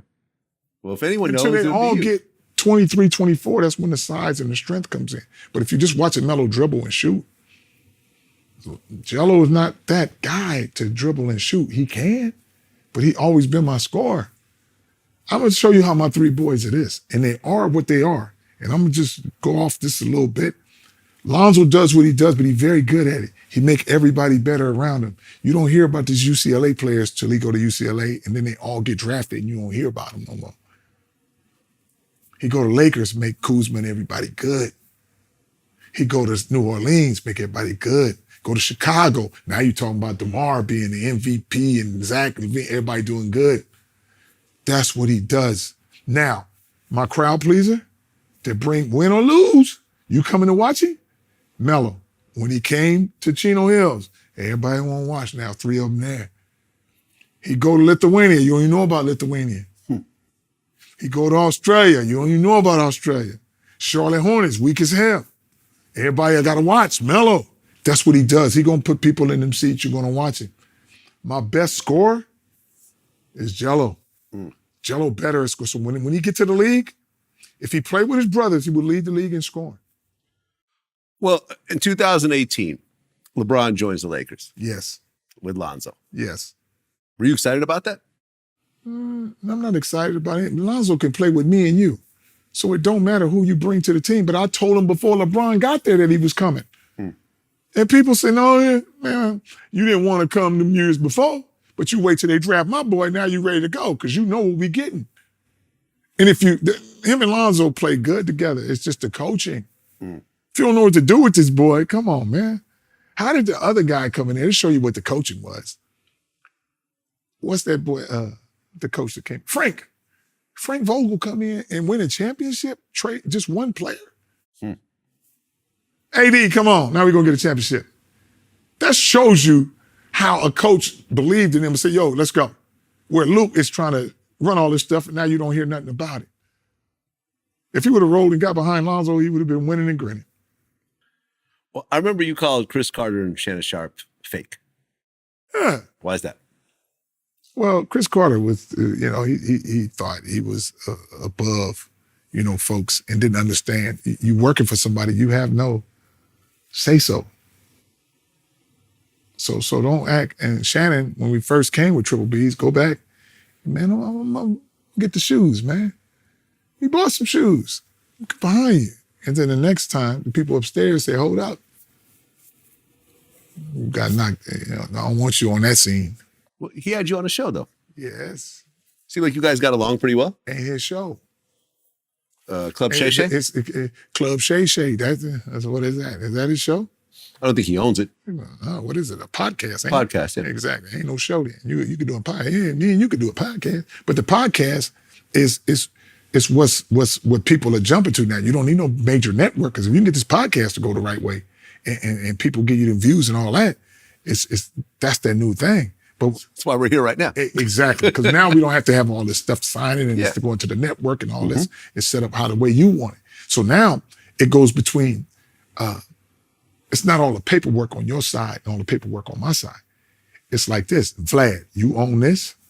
I'm Triple B, I own this. Me and you say yes and no, we're going to talk to each other. We sitting here like boys just shooting the breeze. Exactly. But you can't do that when you have 12 people on this side, 12 people on this side. Is the money right? Is the time right? Don't talk about this, talk about that. We can talk about whatever we want to. Exactly. Whatever I'm going to answer to, whatever you're going to ask me, and I feel like, yo, what's up? Yeah. Greg Popovich. Yes. Calls you a fan in the peanut gallery. Yes. Why is that? Shut the hell up. You want to be noticed. But nobody's talking about him. If you say something about somebody else, if somebody pay attention to you. They don't care. But these guys thinking they high ranked and they above somebody that feel they can say something like this. Why? Pay attention to your team. Same thing with that boy named Carlisle. He tried to say his 10 cents because he up under Popovich and all them want to be on the same team and he Popovich and under Kerr and all it. Yeah. All y'all shut up and just mind your team. Don't even worry about what's going on this other part. Jello goes to NBA draft and becomes undrafted. Was that a surprise? Yeah. Because Rob and Magic, I went in the back room with them. Do something for Lonzo. Y'all telling me what Lonzo got to do for the team? Okay, we good. Get stronger, faster, more commanding voice. Yeah, do something for me. Get my boy. They tell me we're going to keep family together. But when it get to the 50-something pick, you don't pick him. You pick some other guy that came from Michigan, which I understand Palenka had ties with that type of stuff. So I'm like, Magic, you thought I'm going on your word. So that's when I said, Magic, you're just a face. You have no say-so. You have no control. I thought you had control like that where you're like, man, we're going to get the other ball boy. It was man, you get the other ball boy, Melo with a shoe in. We good. Now we got all 3 boys in LA. Now y'all can do what you want. We good. Let's You've run been this. trying for that the whole time. Yes. Yeah. I'm trying to give them that. Yeah. I'm trying to give them that. So I'm looking at it like, come on now. You don't get jello. So now after a while, look at Magic. I'm gone. Why did Magic say he gone? Because I said what I said. He's just a face. You have no control. So that's why he ended up leaving. Everybody, when he left, everybody was like, what the hell is Magic leaving for? Magic, man, he was like, man, I'm about to get, I think he would have got rid of Luke, but Jeannie liked him so much, we got to keep him. And you end up getting rid of him anyway. But why did we sacrifice all this? It could have been done a long time ago. Well, Kobe wanted jello on the Lakers. Did he? Yeah. Hold on a second. There's an article about this. That boy can shoot the lights out. Hold on 1 second. I didn't know that. Yeah. Kobe Bryant opened the Lakers drafting LiAngelo Ball if it'll help win. Wow. Yeah. Yeah. Anybody, I mean, the chemistry would have been so good. Yeah. Saying it'd be cool with the team taking another Ball brother. Yeah, come on. If it'll help win. Yeah. Come on. Kobe was for it. That's winning. Why wouldn't you be for that? That's winning. Look at what Jello can do, man. He scored a ball. You think Lonzo would, man, that boy averaged 30, 40 points easy with Lonzo playing. That's Lonzo's right-hand man. He's been running wing for him forever. Yeah. Can you imagine whenever they link up together as grown men, they're going to murder the game. Yeah. All 3 kids together on the Lakers. Is dangerous. The biggest story ever. That'd be crazy. Well, Gary Payton said the Lakers need a leader, not LiAngelo Ball. Who said that? Gary Payton. Uh-huh. He said that when? He said they March need 3rd, 2018. Okay. You say you need a leader. Lonzo was already the leader. Here's the thing. Well, I mean, LeBron was on the team. I mean, LeBron was the leader at that point. Okay. Well, no, LeBron was the head guy you think is the leader, but Lonzo was the leader. He gonna make that thing go. But LeBron got the name. If you got Lonzo playing the point guard, you're just the head guy when we try to get the ball to. But you ain't the leader. You're the face and you can talk because you're the longest in the league. But as far as putting everybody in their places and doing their thing, Lonzo, you the leader. You just can't say you're the leader. It's like some people who run companies. You got guys doing all the talking, but the guy behind them is the head guy. Well, Dennis Rodman called LiAngelo Ball awful and said he had a 10% chance in the NBA. Yeah. You've heard that? I didn't hear that, but I'm just saying I'm hearing it now because you told me. But anyways, I'm just saying, yeah, if somebody gonna say, but you're gonna say that and comment on that, on the fact that you comment about anybody else, nobody cares. So you got to put that Ball name in your mouth, you know. And he said he got 10% chance. Who are you talking about? Got a 10% chance of making it? And all of a sudden, you a numbers guy? You ain't no numbers guy. You too busy putting tattoos and piercing in your nose. So you don't know nothing about no goddamn basketball. You better figure out what you're trying to get done. Well, and to be fair, I interviewed Dennis Rodman recently, and he said that if Larry Bird was playing the NBA today, he'd be playing in Europe. Okay, I'll put it this way. If Larry Bird played in this era, I think he'd be in Europe. So I'm just letting you know, man. And people just kind of lost their Well, mind. you gotta say that. Dominique Wilkins basically said that Dennis is smoking crack by saying that. Yeah, come on, man. That Bird boy was a bad motherfucker. Well, you see his story. He was out there playing with the brothers behind the things, and he talked tough with him. You can't rattle his cage. Gary Payton told me that Larry Bird was the most vicious trash talker he's ever encountered. He'd been and Gary around Payton that. was a vicious trash talker. He'd been around that. That's why he liked that. Yeah. He'd been around them brothers and he'd been talking to them crazy and doing his thing like, I know how to play against y'all. I've been doing it all my life. Yeah. It's just on this stage now, y'all can put me in this booth to say I'm the great white hope. But I understand he talked crazy when he was playing against the Lakers. He was like, his team is sissies and but you better get your game together. Yeah. So you look at this dude just because he's white. That's why a lot of people look at my kids and see that their skin is light. They don't think they play hard. Because they're not dark skinned. They like, your boys ain't got no dog in them, LaVar. I said, you goddamn right they ain't got no dog in them. They got that gorilla in them. A gorilla harder than a dog. Yeah, if you want to think I'm playing, go check out that silverback. Yeah, that boy bad. Yep. But I'm showing him like that. But so my boys are like camouflage, man. They play so fast that like when we was beating up teams all throughout high school, they was pressing the whole time, playing like teams in the ghetto play. Fast-paced, pressing, a bunch of brothers gone. But you see my kid, man, looks like 3 white boys out there playing. But they black, and they got the mentality of a dude from South Central. So now you look at them like you don't think they're hard as they is. You don't scare them. So now they're coming at you 100 miles an hour. Well, then next year, 2019, Lonzo gets traded to the Pelicans. You were upset when that happened. I really didn't care. You didn't care? No. Okay.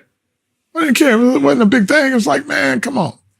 I mean, if you get from under the tutelage of whatever they got going on over there, the coaching and the structure was bad. So the whole building was coming down. So let's get outside that building before it wreck on us, crashes. So were you happy that he went to the Pelicans? I was happy to go anywhere. Okay, fair enough. Why do you think I made him, man? You know I wanted him traded, don't you? You know how I did that? You know how I did it? How'd you do it? Very easy. My son ain't gonna never get traded from the Lakers. They'll never win to get rid of my son. Stupid. First thing you do, get rid of him. Thank you. Well, I think you said right around that time that LeBron will not win a championship Exactly. without Lonzo. Exactly. And the next year, the Lakers won a championship.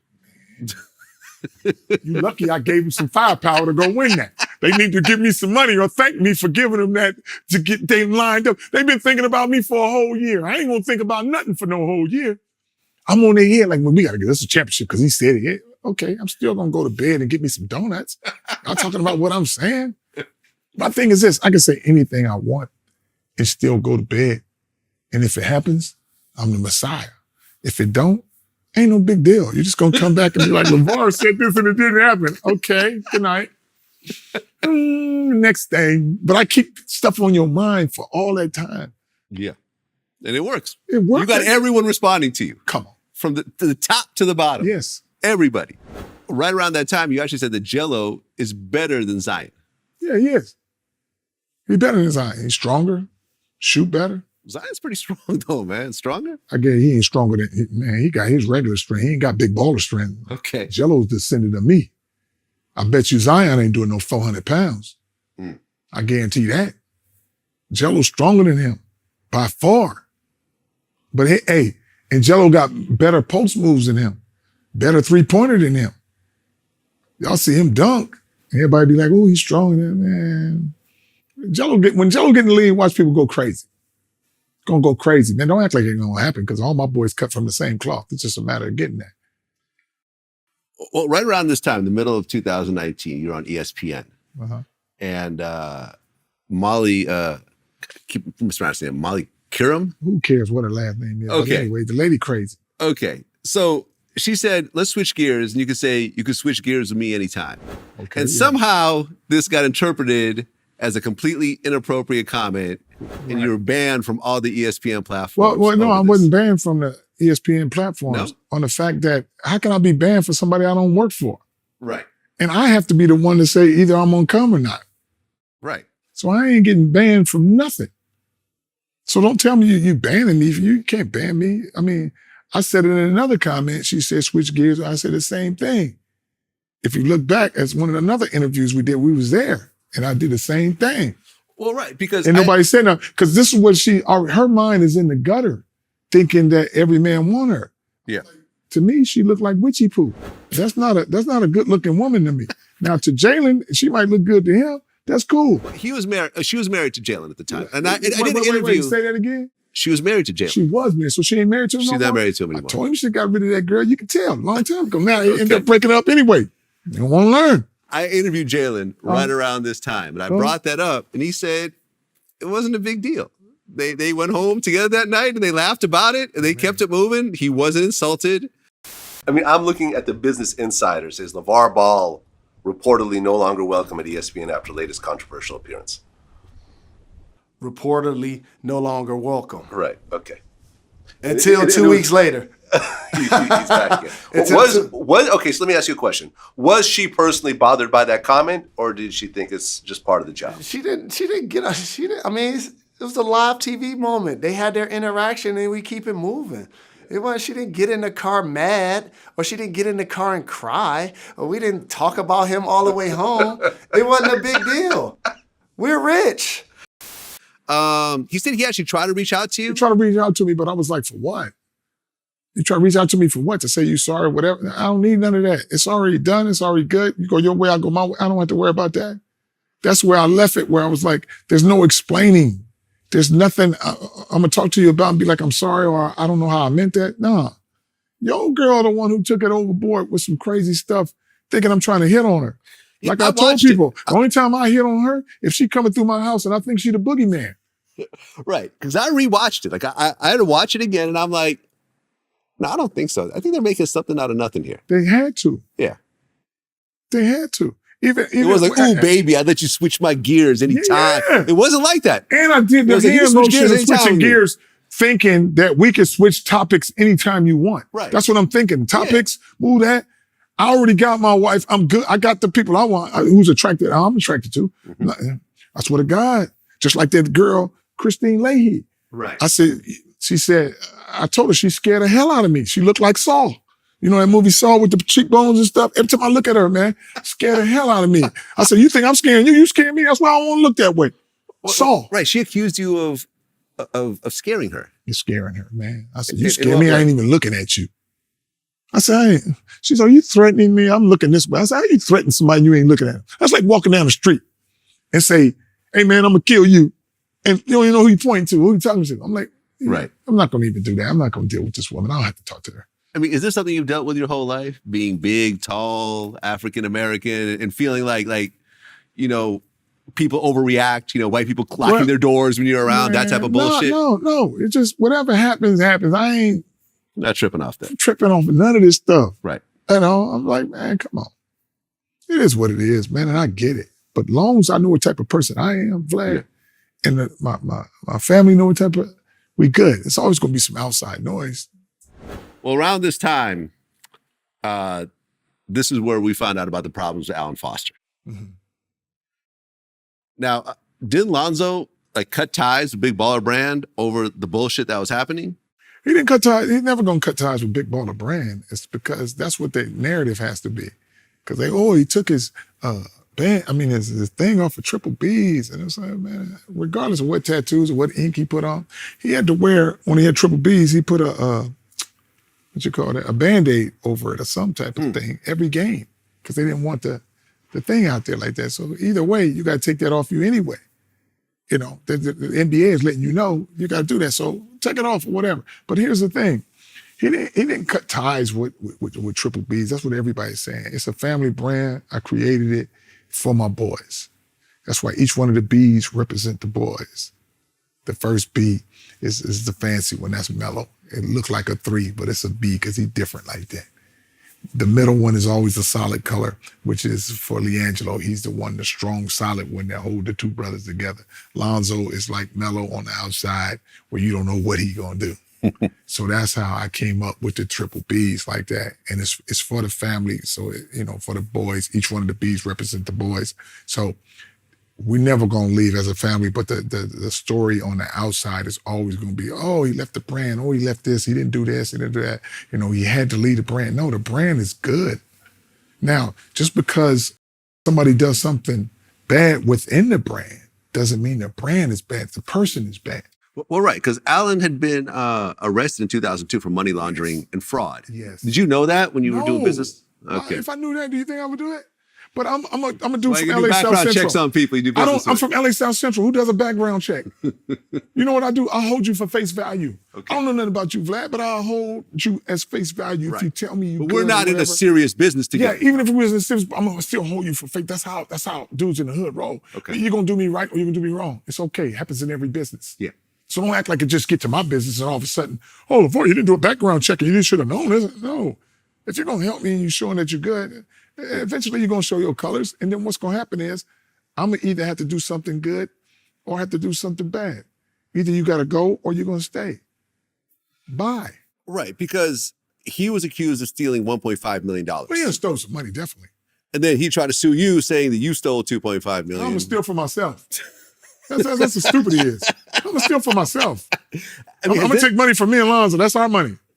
I mean, has this been resolved at this point?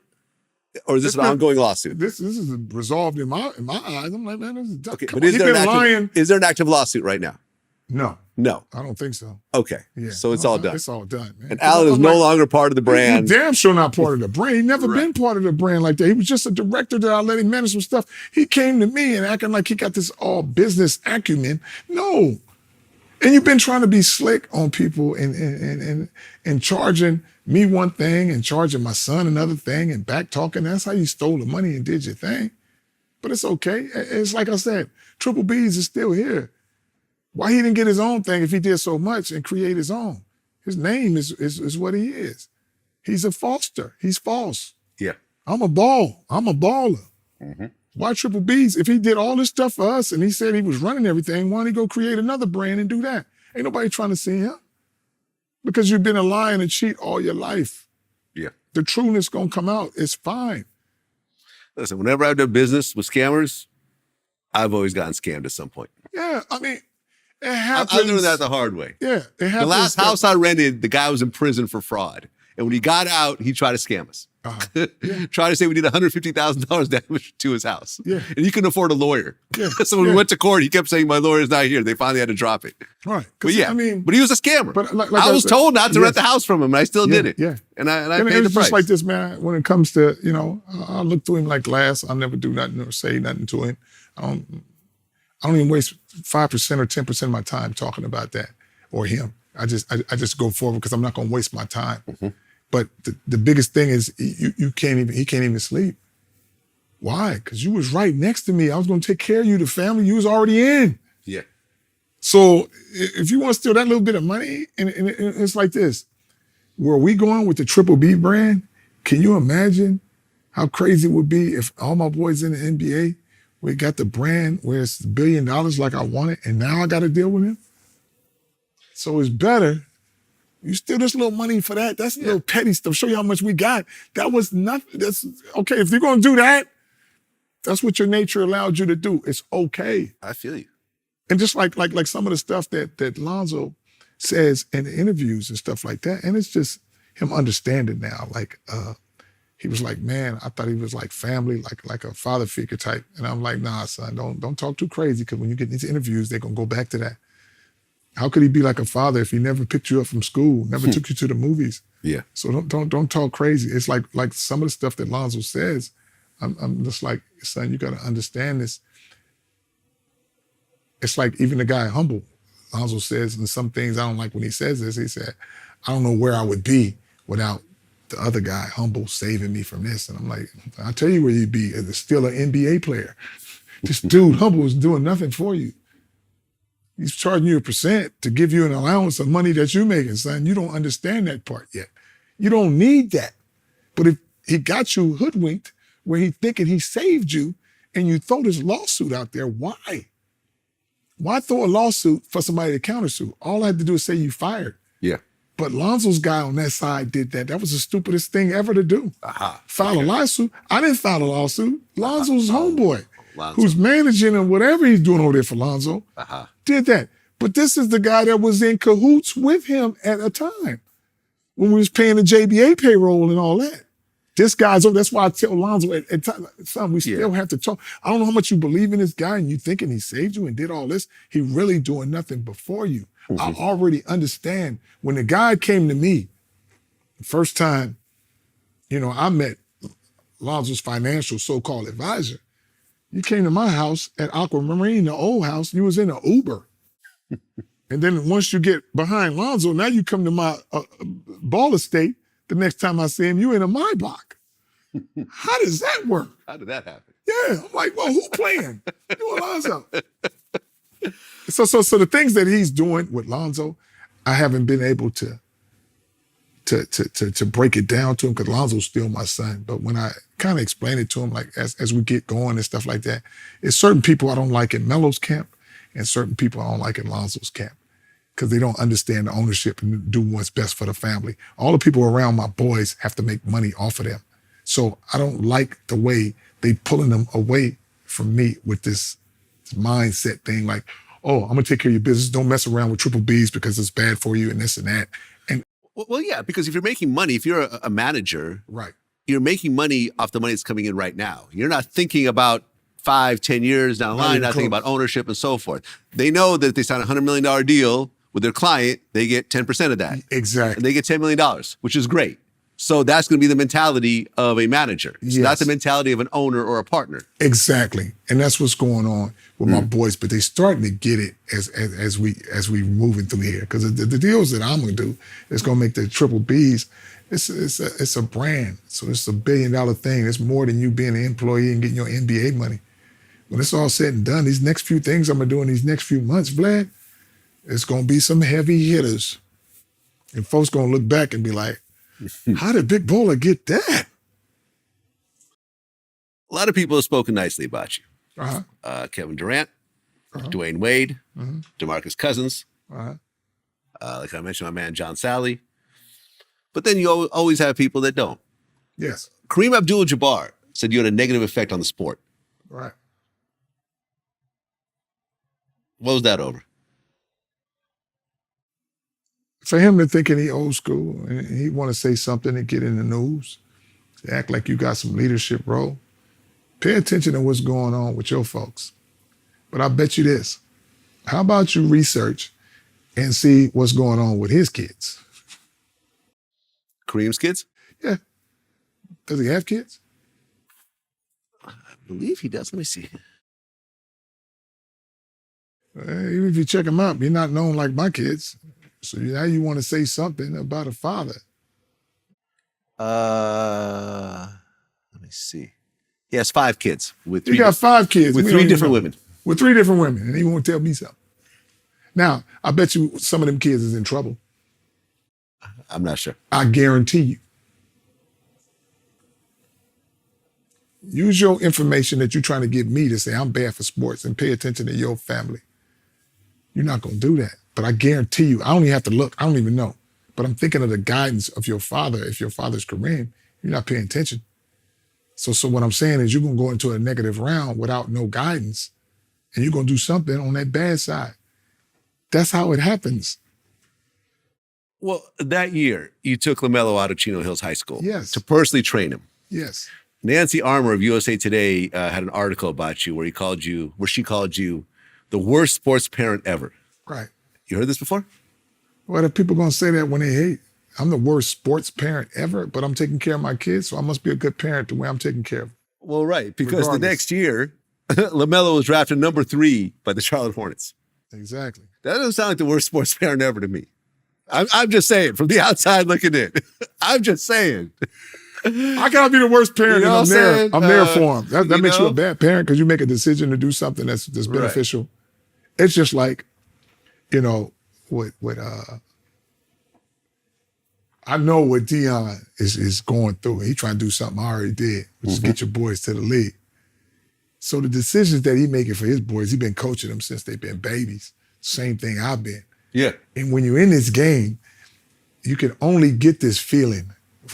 I got the feeling that Prime get, which is nobody don't think you're going to win, but your boys play so hard for you that you win. Mm-hmm. Right. And that's what's going on. But all the hate is coming because people in my leagues are like, oh, you don't even worry about his sons.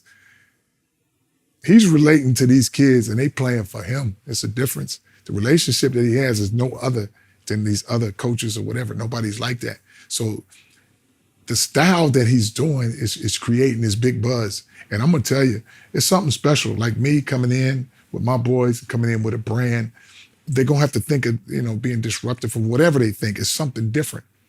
So him doing his thing the way he doing it, he got us watching till 2:00 in the morning, Colorado versus Colorado State like it's the Super Bowl. Right. Exactly. Really? And all the celebs are coming out and everything. Okay, the celebs, they can come out. They can come out from the rock to the rappers or whatever, but none of them can relate.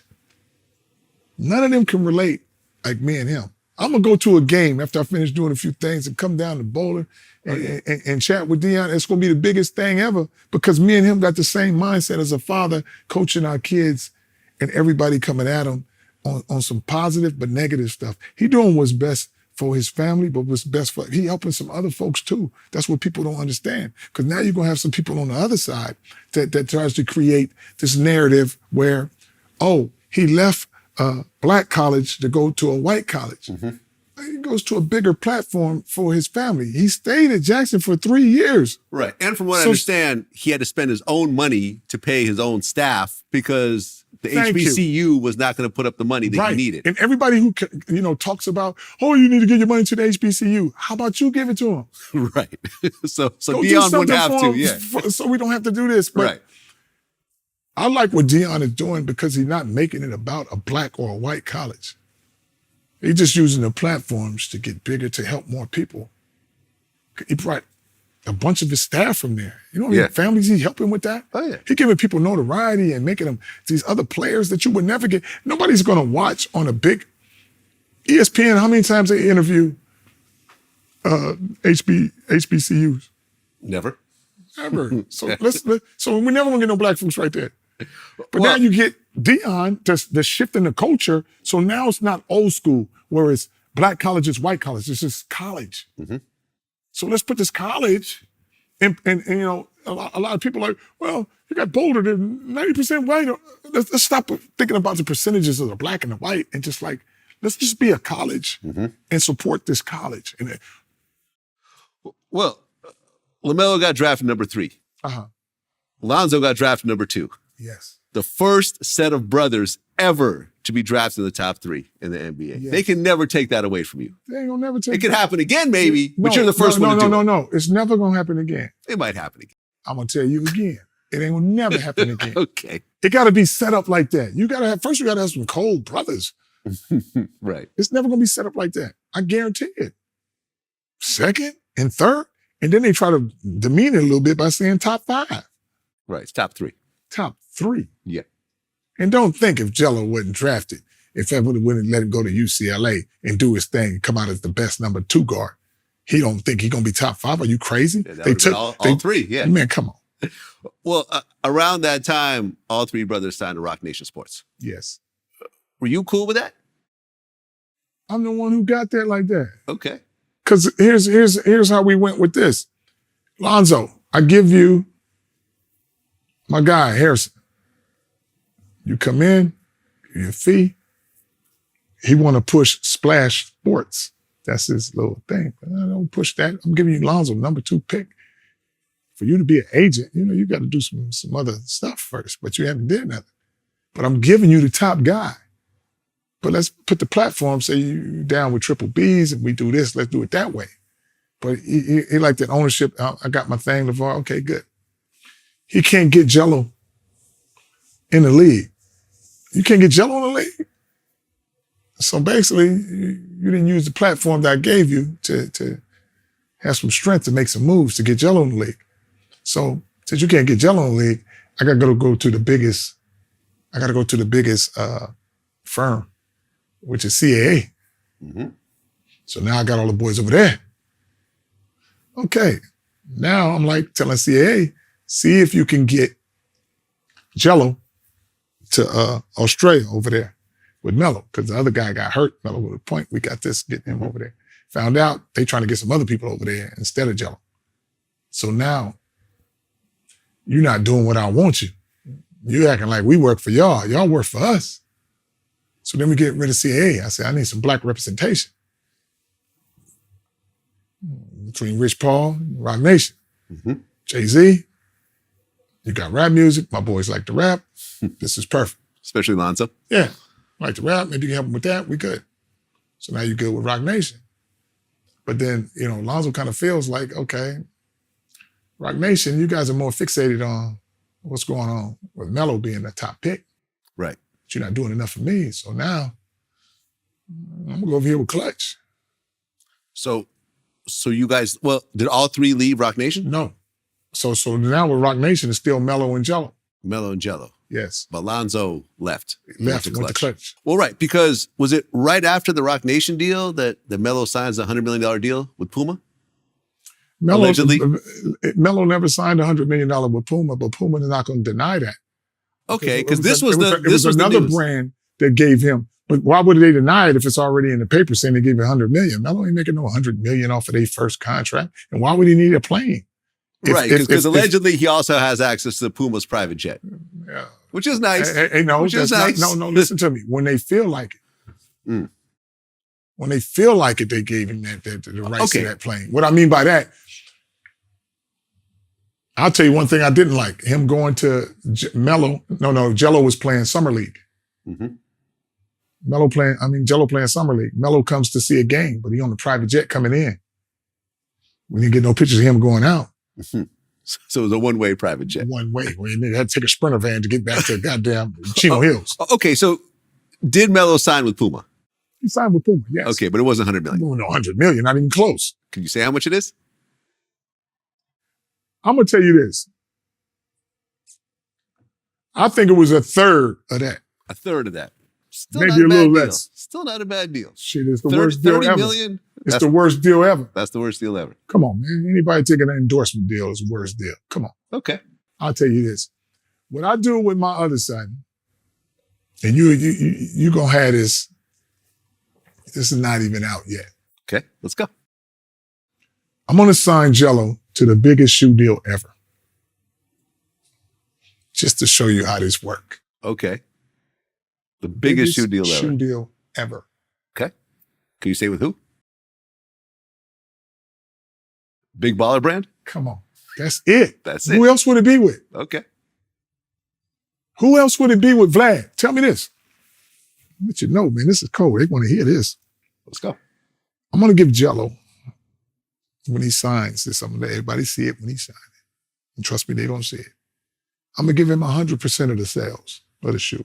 Okay. I'm going to make the shoe, but he going to make the shoe. They ain't going to never offer nobody that. 100%. 100% of the sales. We're going to sell his shoe for $180. Is that going to be the cheapest Big Baller Brand shoe? In terms One- of the ticket 180 price? for his shoe. Right. Because everything else is like 300, 500. Man, it's going to be 180 because he wanted that way. Yeah. The new G3 is coming out sooner than you think. Okay. And when it come out, wherever it come out, let's say we sell 1 million shoes worldwide. 1 million shoes worldwide at 180.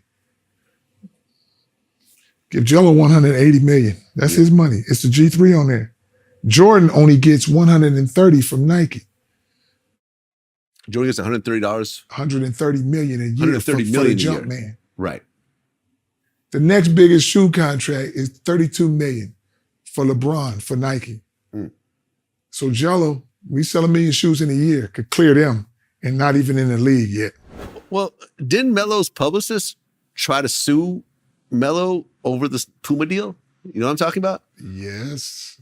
And it was for 10 million, which is why people kind of came up with this 100 million, 10%, 10 million. So where did this $10 million? The Rudy Poot stuff that went down. Because I don't even deal with, this is right here, the dude that's dealing with Melo now. Everybody thinking Jermaine Jackson is so good. This guy spells his name, I call him GJ, not JJ. I call him GJ because he spelled his name with a G. How do you get JJ out of that? I've been calling him this all this time, and he done hoodwinked my son into some stuff. Mm. Now he the one who told this is how raggedy this dude is. He been telling me, oh, we ain't going with nobody, we good with triple Bs. F Puma and all this. But yet he go sign a deal before Melo get drafted with Puma. Before he even got drafted, he signed this the deal? GJ guy. Oh, I didn't know He that. the one, and then he told the lady who brought the deal, said, well, I got this youngster, I got Melo. He told her, nah, don't worry about them no more. We're going to go with Nike. That's what he told the girl. Oh, this is where all the fuck That's shit where all the shit came comes from. from. And then, so he get her out the way so he can make a deal to get Puma to pay him as a consultant or so-called whatever. Now this shit is out. I'm letting it out now. Because I'm like, yo, so you do that to get my son to sign with Puma. And then you move her out the deal. Damn. But yet, your name ain't on the lawsuit. Wow. And they're saying that they got 100 million. That's why she said she want her 10% because she said, I did this, give me my 10 mil. No, GJ messed that thing up with that foolery. That's why Puma paying him some money. They shouldn't be paying him. That's why that girl's like, that's supposed to be, I'm the one who brought the deal to Puma about Melo. And he tried to act like he did. I'm gonna go with Nike, don't worry about them. So he pushed her to the side and then go back to Puma. That's a dirty game. And then in November, I didn't even think he had this contract with Puma. He had a contract with Puma before Melo. And they giving this dude $600,000, $700,000 For doing what? A season. And the more he signed with Melo, the more Melo stays with Puma, the more he gets a percentage of that. So he gonna do that to my son. And that's why I'm like, I don't like that guy one bit. And everybody on the outside, man, he worse than Allen. Worse than Allen. Worse than Allen. Robbing my son blind. I'm saying that because the structure around him, my son might think it's cool. I don't think it's cool. But at some point, I will put everything together the way it's supposed to be, and I'm going to do what I do because I know the people around my boys is not supposed to be around them like that. This guy started off as a trainer, and all of a sudden, you the manager of my son now, and you ain't talk to me? How we say you the manager? What signing papers you get my son to sign to say you guys got this and that? This is what's going on now. So I'm like, dude, at some point, I'm gonna have to fix this. You gotta know where your money going. But I don't want to create that aura with my son because he know how I feel about the situation. Yeah. Concentrate and play basketball. Let me do the stuff on the outside. But I understand what's going on. Well, look, I have yet to interview a professional athlete without them telling me a story about how someone around them ripped them off. Yeah. Not a single one. He's ripping From them off. Dominique Wilkins to John Sally to Dennis Rodman to Gary Payton to whoever I interviewed. If I ask them this question, they will tell me a detailed story. To Gilbert Arenas, who managed to get his money back by suing his financial firm. Yeah. Everyone has been ripped off that's what I'm to some extent. Because when you got a young kid who's making tens of millions of dollars, the vultures will always circle. Come on. And that's what they doing, the Right. GJ guy. That's why I call him GJ. I ain't talked to that boy in years, but I know the back things he doing where he putting the companies in his wife's name and stuff like this and telling Melo is, how you an all-star, rookie of the year, and you have a drink that's out called Drinks. Nobody knows about it. This is raggedy. Melo should be a Powerade, Gatorade, or something big like that. But this guy, they gave him some money up front. I'm talking about the GJ guy. And he got convinced Melo that you have a signature flavor drink. You know what a signature flavor is? Like, I like grape. Oh, that's your signature flavor. Melo don't own drinks. Yeah. But they tell him, you got to, the paperwork, son, you don't own none of this stuff, man. Yeah. So you basically, they trying to fool you thinking you own some things. And it's just like Melo got his brand, and this guy's trying to create another brand that he owns to have a brand come out, a clothing brand. I'm like, Melo, they're using your money to buy your stuff and putting their tab on there and buying their stuff. So how you don't, and they're giving you a t-shirt, so no, we handling this. One of the best things that happened is that I like, the GJ guy was trying to run the clothing thing, La France, which is Melo stuff. Now, Puma has collaborated with Melo with the LF. Not good, but better of the two evils. At least you can keep track of what you're making now. Take it from this Rudy Poot who don't know how to run this clothing line. They never ran a clothing line. They don't even know where to get the clothing from, the factory. They don't know where your account is going in. At least Puma going to take all that, handle distribution. So Puma, go ahead and put the LF, and at least Melo got his own thing with you guys. I'd rather have that and not complain about it. Gelos joined the Hornets Summer League, and then he had a non-guaranteed contract that he got waived. Yes. And then he joined the Pistons and got waived. Yes. Remember, you called the Pistons raggedy as hell for cutting him. Yeah. What's going on with him getting picked up and waived? What's the picked up and backstory on all waived. this? Here's the backstory, man. It's on that political thing, but also his ankle was kind of messed up. So now he had the right surgery on it. The ankle is repaired. He had a whole surgery. Okay. Now he's faster than he ever been, jumping higher than he's ever been.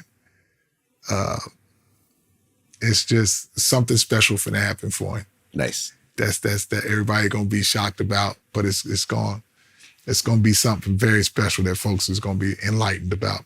But as far as just not getting the opportunity to he can perform better than these guys or whatever, man. They just, timing is everything. So he gonna get his just due. He's just as good as his brothers because he cut from the same cloth. So I don't know why people don't think he's a superstar. But what is Detroit doing now? I ain't lied. They raggedy as hell. If the organization is raggedy, don't matter what goes on or who comes through there, they're not gonna do nothing. because of the setup. Look at Greensboro. How do you draft people so high and the first thing you do is put them in the G League? Melo was the only one that didn't go to the G League. Why? Because the other guy got hurt. Elsewise, they would have been teeter-totter on him. Mm-hmm.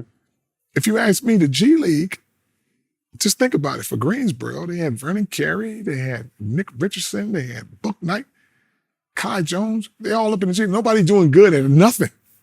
It just brings them down. Then the coaches that you have all got fired.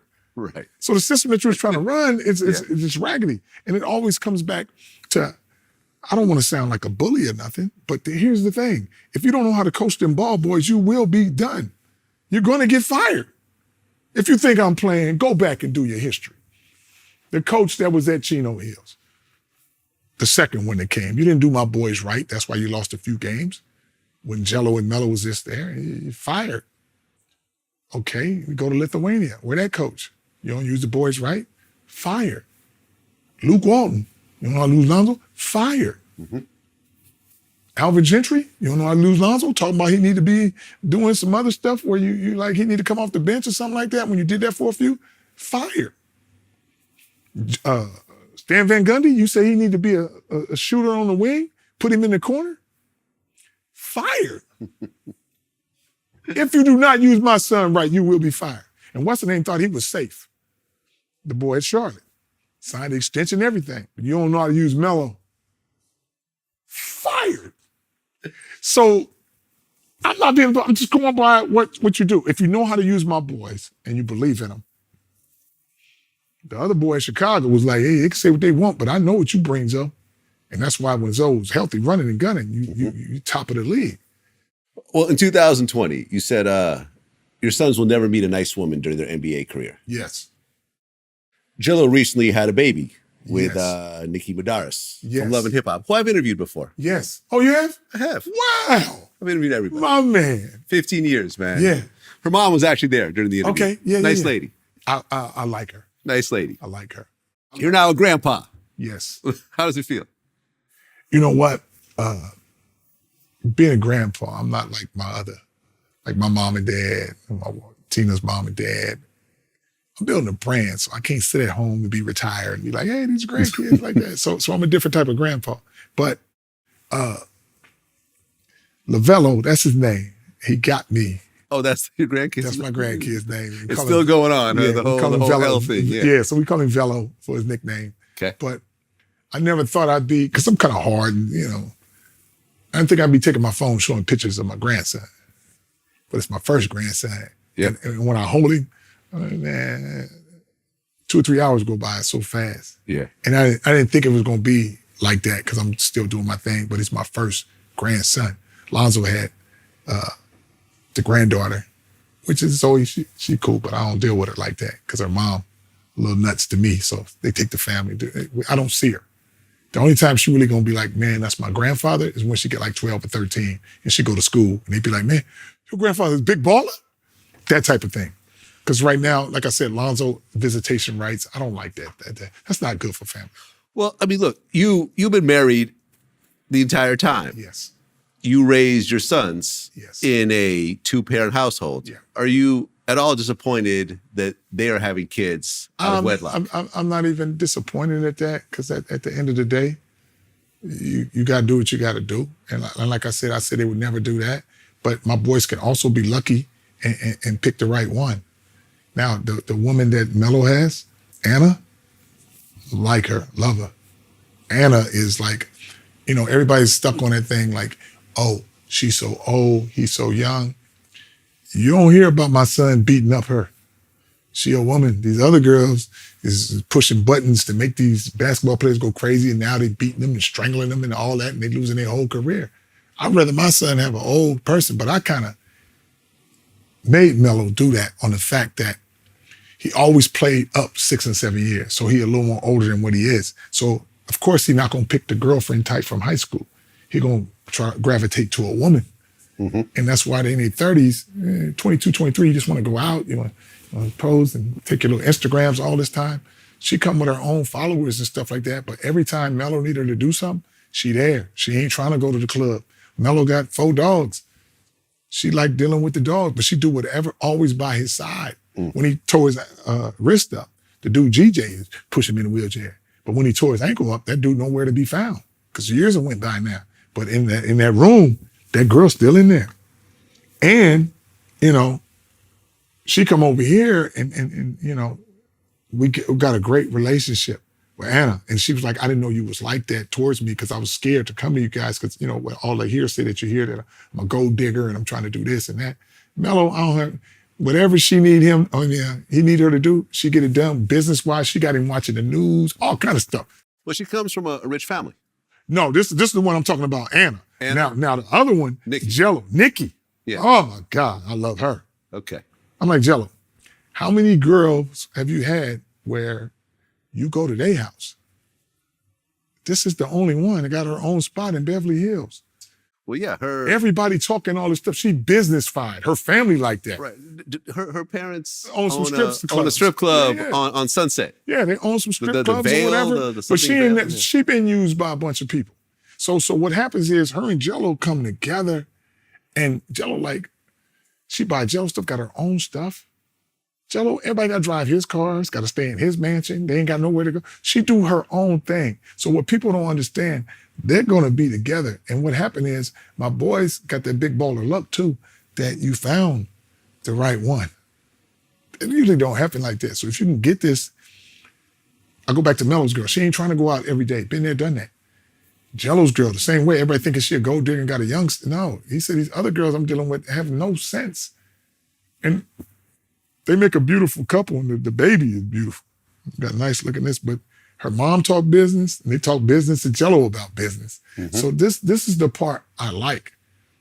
The girl Nikki said, I'm going to get me she had a Lamborghini Urus. She's driving that, the baby seat in the back. Mm-hmm. She said, it's too small. I got to get another ride. I think I'm going to get that Cullinan. Yeah. Rolls Royce Cullinan. Royce, yeah. I'm like, 2 weeks later, she get that. Not using my son's money, using her money. Her own money, yeah. But not just talking. Go get you a Rolls Royce Cullinan because you need a bigger family car for your man and your baby. That's why I love that girl. I'm like, man, they can say what they want about them, but I know what these folks is about. As time go by, you can kind of show yourself, and they've been around for a minute. Yeah. And for him to decide to have a baby with this girl, eventually, they're going to get married. They're not going to. My boys are not going to be like, man, I ain't mess with that girl now. I'm good. But you got a baby now. Yeah. And as long as she doing her thing, but this is what I like about it. She ain't pressuring my son. You better marry me tomorrow. We got to get married. He don't get married when he want to get married. And he understands, yo, let me get my contract first, focus on my basketball. I ain't talking about no little contract. I'm talking about some main stuff. Yeah. That I support both of us. And you keep your business going, I keep 2 incomes, and we good. And our son's going to be good. We'll get married then. Because I'm trying to tell my boys, if y'all going to have these kids, have them all right now so you can bring me out of retirement. So all of them will be 4 and 5 and 6 at the same age. And then I ain't doing nothing. I'm going to train them. And then instead of having 3 ball brothers, you're going to have 3 cousins, 2 brothers, and I only need 5. Well, 2021, LaMelo Ball named the NBA Rookie of the Year. How did that feel as a dad? I don't feel no different because that's what he do. Come on, man. This ain't no, Lonzo will get hurt, he's Rookie of the Year. My boys come in the league, that's how they are.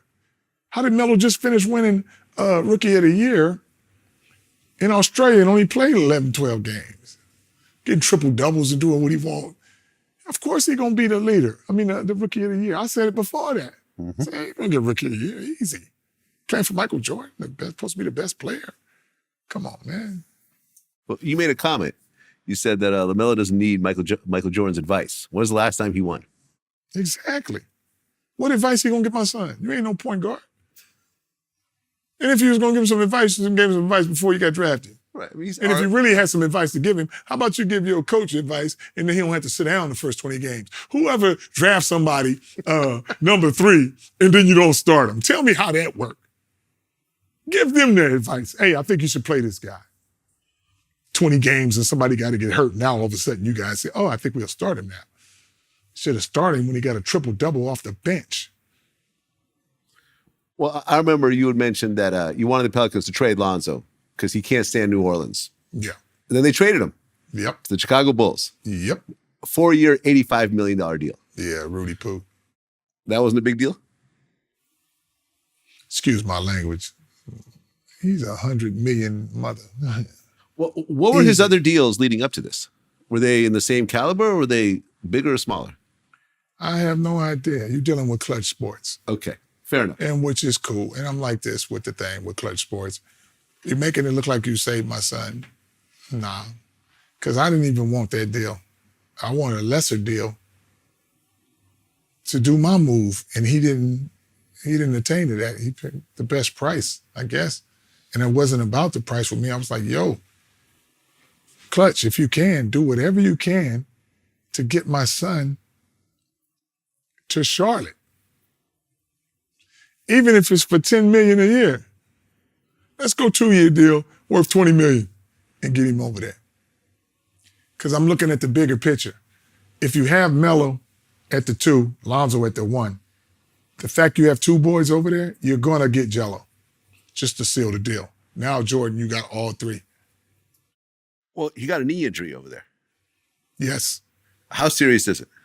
Serious enough that you got to have surgery to have a replacement. Okay, so has that already happened? It's already happened. He's rehabbing. That's why he got to rehab this whole year. Okay. He's young. He'll be good. Because the technology and the stuff that they have now, it's good. Everybody likes to go back to, the Brendan Roy, the technology that they have now, you could put something in there and work back to that thing and be good. Right, because there's been a lot of talk. Yeah. I mean, there's Everybody's saying- there's rumors the Chicago Right. Bulls believe that he'll never play again. Right. Everybody does. But didn't they say that he might not play this upcoming season? He's not playing this upcoming He's not season. playing this upcoming season. Okay, but the season after that, He's going to play. he's going to play. Yeah. Hopefully by then, man, we have a situation where everybody is doubting him. And that's what I need. Because I need everybody to doubt him. Here's my thing, how I think. I want them all to play for the Clippers. Wait, what? I want them all to play for the Clippers. Okay, I haven't heard this before. Yeah. I want them all to play for the Clippers. You want him in LA? Yeah, because here's the thing. I don't want to go back to the Lakers on the fact that how you did Lonzo. So why Okay. do I bring the other 2? Let's go from, Steve Ballmer. That's my guy. I like him. I like his owner. style. Yes. That's why I tell him. My last name Ball, his last name Ballmer. We supposed to ball more. We're supposed to ball more. He got the best thing. He got a whole new stadium coming up. And hopefully at that time, hey, let Clippers, come on, trade Melo over there to the Clippers. And then say Lonzo ain't good. And then let Lonzo be like, I'm not going to re-sign with Chicago. Let me sign with the Clippers. Well, right, because this year Melo signed a contract extension with the Hornets. Yes. So, well, I mean, but then again, things You could change. trade him. They might be like, they might trade him. You never know. Trade him and get everybody you can for him. And then, Ballmer ain't going to be like, I don't want them. He get all 3 of the ball boys the biggest thing ever. And you got a new arena. Yeah. Let us go win. With 3 of my sons, you're going to win a championship. Because I got 60% of the team. The other 2 dudes going to blend in. Because my boys going to play so fast. It's going to be a beautiful thing. And by what I do with the triple Bs, it's not going to be a big deal. What I'm saying by that, you're not going to worry about no NBA money because you're going to make so much off the court. Yeah. It'd be ridiculous because you have a brand. You guys own that. All this stuff going to y'all. So what I'm saying is the quickest way for all my boys to be on the same team is, and I'm telling them so they can hear this, probably they look at your thing and say, wow, how we going to do this? Well, if you want Melo in Charlotte, you got new ownership or whatever. Tell the new ownership, trade Rozier and get Jello. Trade Rozier and get Lonzo. Now we both win. You got to shoot over there in Chicago and bring Lonzo over here with his brother. And then let him play, not this year coming, but the next year. And give him his money. And then go get Jello after he play wherever he played for a year or so. And now you got all 3 ball boys in Charlotte. What I was trying to tell Jordan to do. I'm going to end it with this. I watched an interview that you did. Uh-huh. And you said something that really got to me. You said, somebody's got to believe in you for you to be successful. Oh, yes. And that's what you did to the extreme. Uh-huh. You took these 3 little kids with no athletic training, and ever since they can walk, you've trained them to be successful, and you believed in them. Uh-huh. You knew that they were going to be successful in your heart, and all 3 became successful. Yeah. That's something a lot of people don't have. Because there's nothing like someone killing your dreams to make you say, maybe I'm not that good at this. I'll just go do something else. Vlad, listen to me on this and tell me. And it's very, we're coming to a close and whatever. I have to believe in my boys, and my boys got to believe in me. They believe that whatever my dad tell me to do, I'm going to be successful. And I believe if I tell you what to do, you're going to be successful. So we both have to believe in each other. So they have to believe that if I tell you to do these pull-ups and these dips and these push-ups and run these hills and do as I tell you, you're going to be, it never was a thing to say, I told them since they was babies, you born to go pro. With the last name named Ball, what you think you're going to do? You're going to ball till you fall. So if I line all this stuff up for you, you listen to what I'm saying, this is what's going to happen. It never was a thing to say, well, if we don't make pro, I don't do, they was going to the NBA straight out the womb because I train them like that. But they got to believe that if I tell them what to do, son, this is what's going to happen if you believe me. But you believe in me, I believe in you. We both successful. That's where we're going to end it. LaVar Ball, truly a pleasure to Vlad, speak to you much today. pleasure, man. I don't know how much time went by, man, but I had a great time chatting with you, man. It's just Likewise. organic, and it's just a beautiful thing, man. That's what it is. And let's do a tour of your house. Yes, let's get it. Boom.